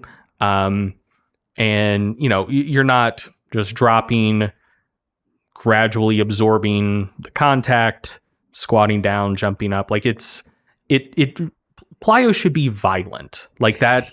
Cause you're trying to generate as much power in the shortest period of time as possible. Like that is the name of the game for, like increasing jump height or even just like increasing on-court explosiveness. Like it's not just how much power can you gradually wind up to, it's how much power can you create and how quickly can you create it, and especially absorb force and then kind of retransmit. Like that's what you're doing. It should be intense. It should be violent. If someone is doing a set of 20, it's not plyometric anymore. Like you have to do it fresh and you have to be able to give it your all. So yeah, plyos on off days, no bueno. Doing just a bunch of low intensity jumps, and because it's jumps, you're calling it plyos. That's not even plyos at that point. It's cardio. So yeah, those are two of the most common mistakes to avoid. But yeah, just to go back to the answer to the question, typically you just do it before your other training, with the type and amount dictated by the level of the athlete and what other training they're doing and what else you're trying to work on during the off season. Okay. And I forgot to shout out the person who asked that question. The Reddit username was Trugor. Our next question is from No Performer 8133 on Reddit. It just feels so silly reading out those names. It's fine, whatever. Here's the question. I was listening to Arnold talk about getting older and how he can't or won't do certain stuff. One of those being that he doesn't seem to brace too heavily because of the stress it puts on your body. My question is this. Is there any research showing damage to the blood vessels or whatnot in the longer term due to the blood pressure increase because of bracing or Valsalva maneuver?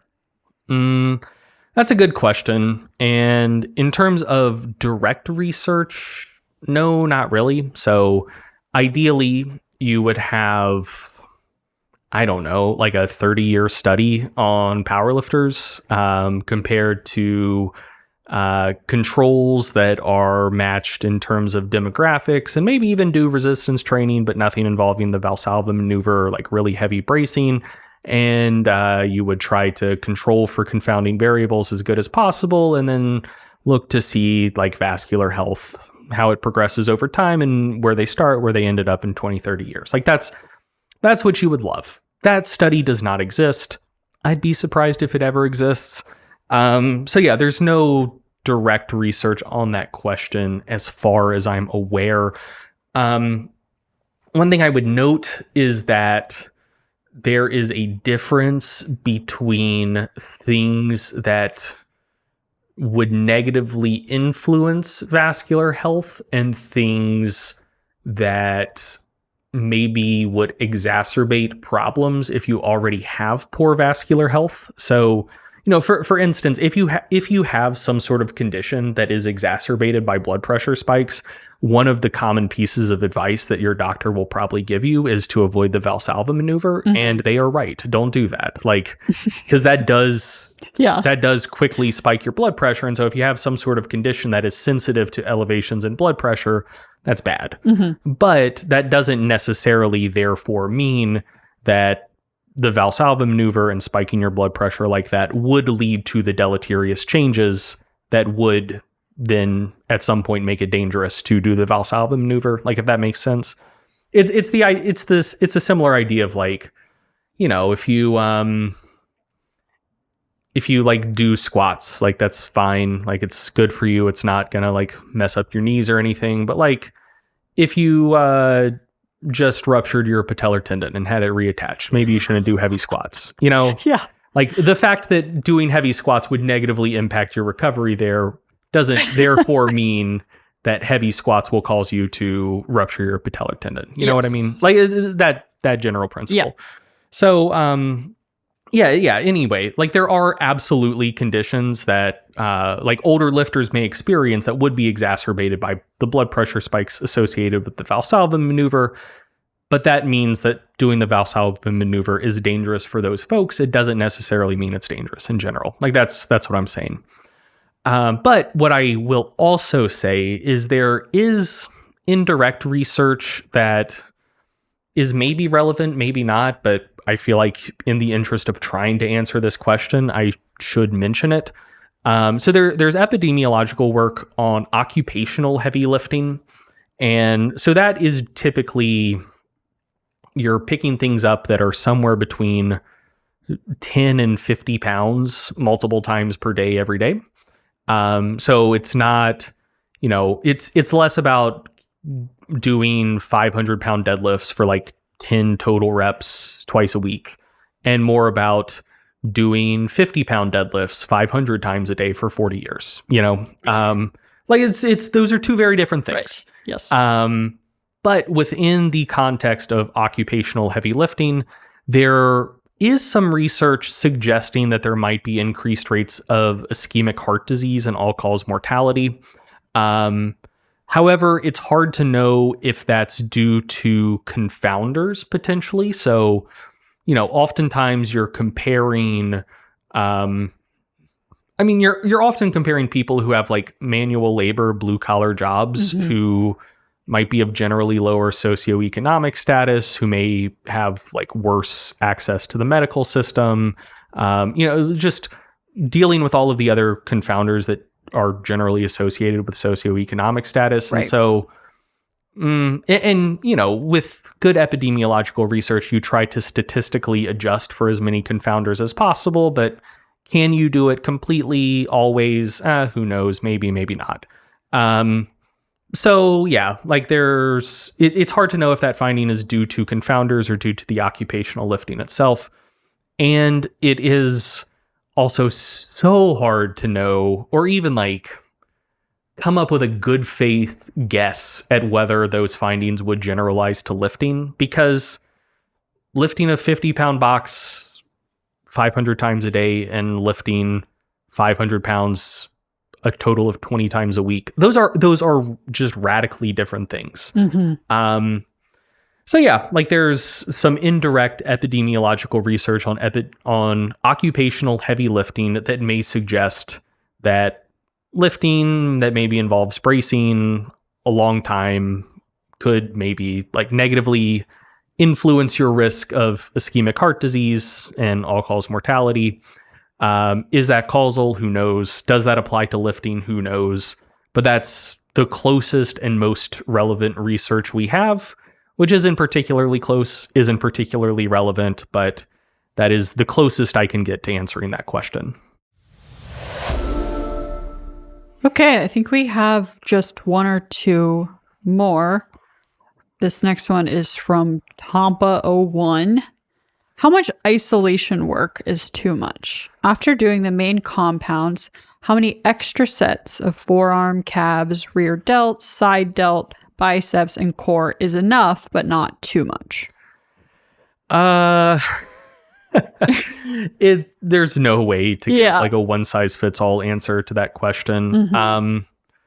I mean, it's going to come down to like preference, time constraints, ability to recover, and whether or not you're seeing the outcomes you're interested in.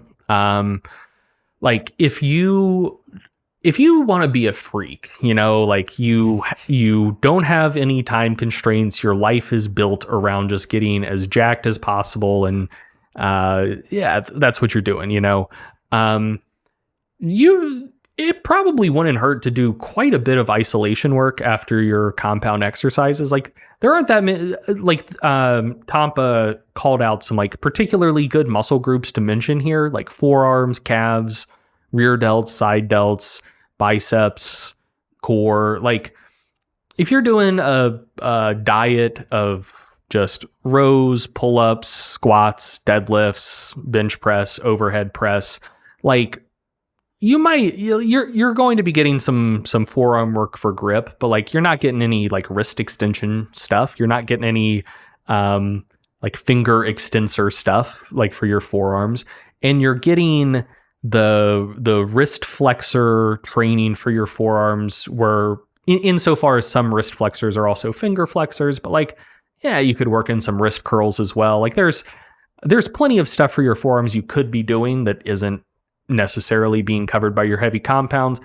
Same thing for your calves. Like your calves are engaged in squats and deadlifts, but that's not as much as doing direct calf raises.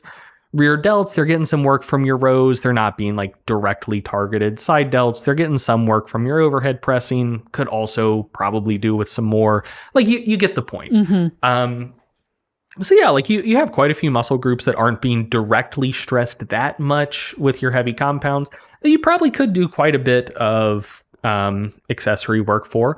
And there are also other muscles that like you are hitting pretty hard with your compounds, but like maybe certain like heads or regions aren't being addressed with your heavy compounds. So like good example, I forget the researcher's name right off the top of my head, but in like 2018, 2019 or so, there was a paper comparing triceps extension to bench press for triceps growth.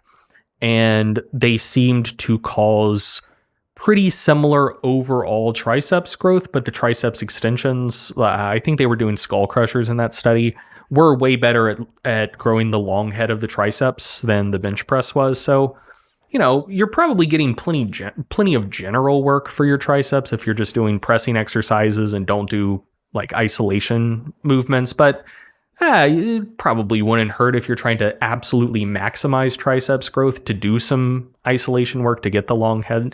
And so like that's like broadly generalizable. Same thing would apply to hamstrings. Like you're getting plenty of hip extension work, probably do some knee flexion work as well. basically, if you're trying to cover all of your bases and you don't have any other concerns or time constraints, there's a lot of compounds there's a lot of isolation work you could be doing. But if your goal isn't just to absolutely maximize muscular development and get as jacked as possible and spend, a decent chunk of your free time in the gym, you also don't have to do all of that. And so how much isolation work would be too much for that individual? Fucking any isolation work, like there's none of it you absolutely have to do. So that's kind of the first filter. Like, what are you trying to accomplish here? And what would you need to do to accomplish that, balanced against how else do you want to be spending your life? Like, do you want to invest that time and effort into it, or would you rather be doing something else? Yeah. The next filter is ability to recover. So, this is, I will admit, less of something that I can point to a direct reference for and more of just like an experience and vibes thing. But like, I think you have local muscular recovery capacity, but also like global recovery capacity. So like, for instance, if you like, just as a simple illustration, if you never did any lower body training, I think you could probably train your upper body harder than if you were doing both upper and lower. Like if you're pushing both as hard as you can and you're training both upper and lower body, there will come a point where if you push your upper body work a little bit harder, you would be unable to recover from it. Whereas if you just dropped leg training entirely, you could bump your upper body training up that little extra notch, right? And still be able to recover, even though you're, I mean, you get the point. Like, I think there's both local and global recovery capacity. And so at some point, when you are trying to do more work for those muscles that maybe are a little neglected from your compounds, you might start running into recovery issues that seem somewhat counterintuitive, where it's like, hey, like I started doing more forearm, calf, rear delt, side delt, and biceps training. And now like I find I'm not recovering quite as well for my squats. Like that doesn't make sense, but like, who knows? Maybe it does. Like, so there are potential recovery constraints globally and also with those individual muscles. So even if you're not running into global recovery capacity ability, like you shouldn't do more calf work than your calves can recover from. You know what I mean? Like that, pretty simple. And then, are you seeing the outcomes you're interested in or not? And is that related to maybe needing to do more or having issues with recovery and maybe needing to do less? And put all of that together, and how much isolation work is too much. It could be it could be that any is too much. It could be that a ton is too much. It really just depends on all of those things. So tough to give a blanket answer to that question. Just in general, though, for most people, most of the time, if I had to give just a blanket across the board recommendation for this stuff, I'd say muscles that aren't targeted like super hard by your your main compounds, and Tampa, I think, did a really good job of laying out what most of those would be: forearms, calves, rear delts, side delts, biceps, core. I'd potentially toss traps in there as well. I'd potentially toss hip flexors, very slept on, surprisingly large muscle. And if you're doing a ton of hip extension work anyways, may as well do some stuff for your hip flexors. I'd maybe throw neck in there. I'd maybe throw traps in there. You have maybe a dozen muscle groups that you're not like really targeting super hard with the main training you're doing. And I think if you just wanted to cover all bases and like get a good stimulus on them, like very low chance that you're overdoing it. And if you're leaving some gains on the table, you're probably not leaving that many. I'd say try to do 2 or 3 relatively challenging sets about twice a week, and you should be good to go, because most of those muscles will still be getting some work from the compounds you're doing. So, if you're doing, 4 sets of rows and 4 sets of pull downs twice a week, you don't also need to do another 16 just direct sets for your biceps. over the course of the week. Maybe like 6 to 8 would be plenty. Who knows, whatever. But yeah, like 2, 3, 4 sets once or twice a week for those muscles that are a little bit neglected. That'll get you most of the gains. Shouldn't take all that long. Shouldn't be particularly difficult to recover from. So that doesn't directly answer the question of how much is too much, but like how much would I generally recommend to most people most of the time? 2 to 4 sets once or twice a week for those like pseudo neglected muscles. That'll get you in pretty good shape. Nice. All right. Last question for this podcast and last question for Lyndsey's run of the podcast. And in the Facebook group and subreddit, I did say that this was your last episode. And so if anyone had any questions for you, this was their last time. And this was the Lyndsey question that came in. So I figure in respect for you and for the person who listened to the assignment, we should we should close on this one. Okay. Hey guys, I always see Greg putting up a bunch of cooking stuff on Instagram. So this question is primarily for Lyndsey, but I suppose you could answer for each other. What's the favorite thing that Greg has ever cooked and the least favorite thing that Greg's ever cooked for you? He did say we could answer for each other, so you could answer what your favorite thing I've ever cooked for you is. That's true. Which is probably like 5 total things ever. Yeah, but it was addressed to you, so you can go first. Man, this is tough. I'm looking at your Instagram right now to look back through your little stories.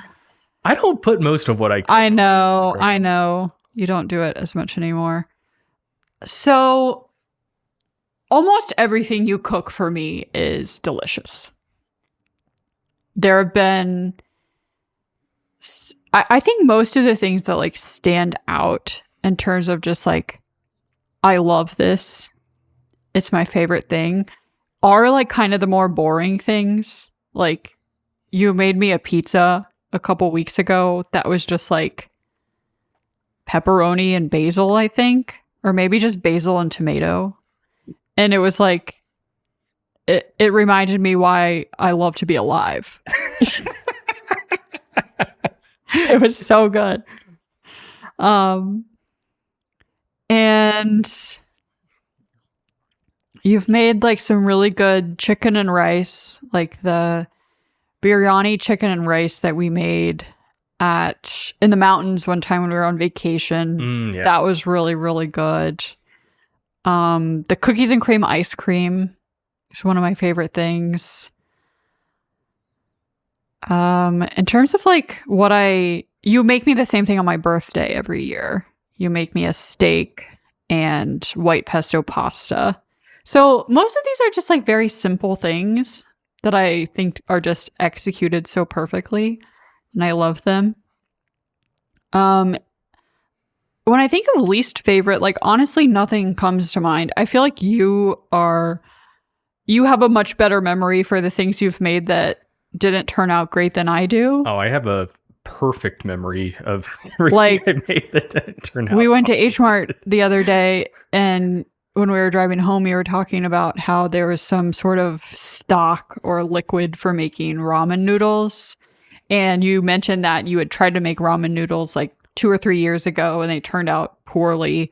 And I had to like dig through my memory to find that, because like I just don't remember the bad things that you make. But you do make some pretty heinous shit for yourself. Yes. So that's not stuff that you make for me, but sometimes you make yourself a plate of food and I'm like, that is disgusting. I would never eat that. And it's mainly just because there's no aesthetics involved. When you make yourself food, you love to cut food up small and mash it all together. Yeah. And make a brown mush. Yeah. Because it gets all of you get all of the flavors in every bite. I don't like that. Sometimes I have to leave the room because I'm so disgusted. Yeah, the difference there is when I'm cooking for you, I'm cooking for someone I love, and when I'm cooking for myself, I just need to eat something, and that's an inconvenience. Yeah.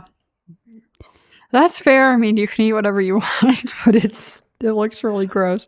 I'm just thinking, I'm just gonna list things now. You made really good General Tso's chicken before. I love a fried chicken. Any sort of fried chicken dish. The Masaman curry you made a couple years ago. Ooh, that was good. I think about that a lot. That was super, super good. We should make that again.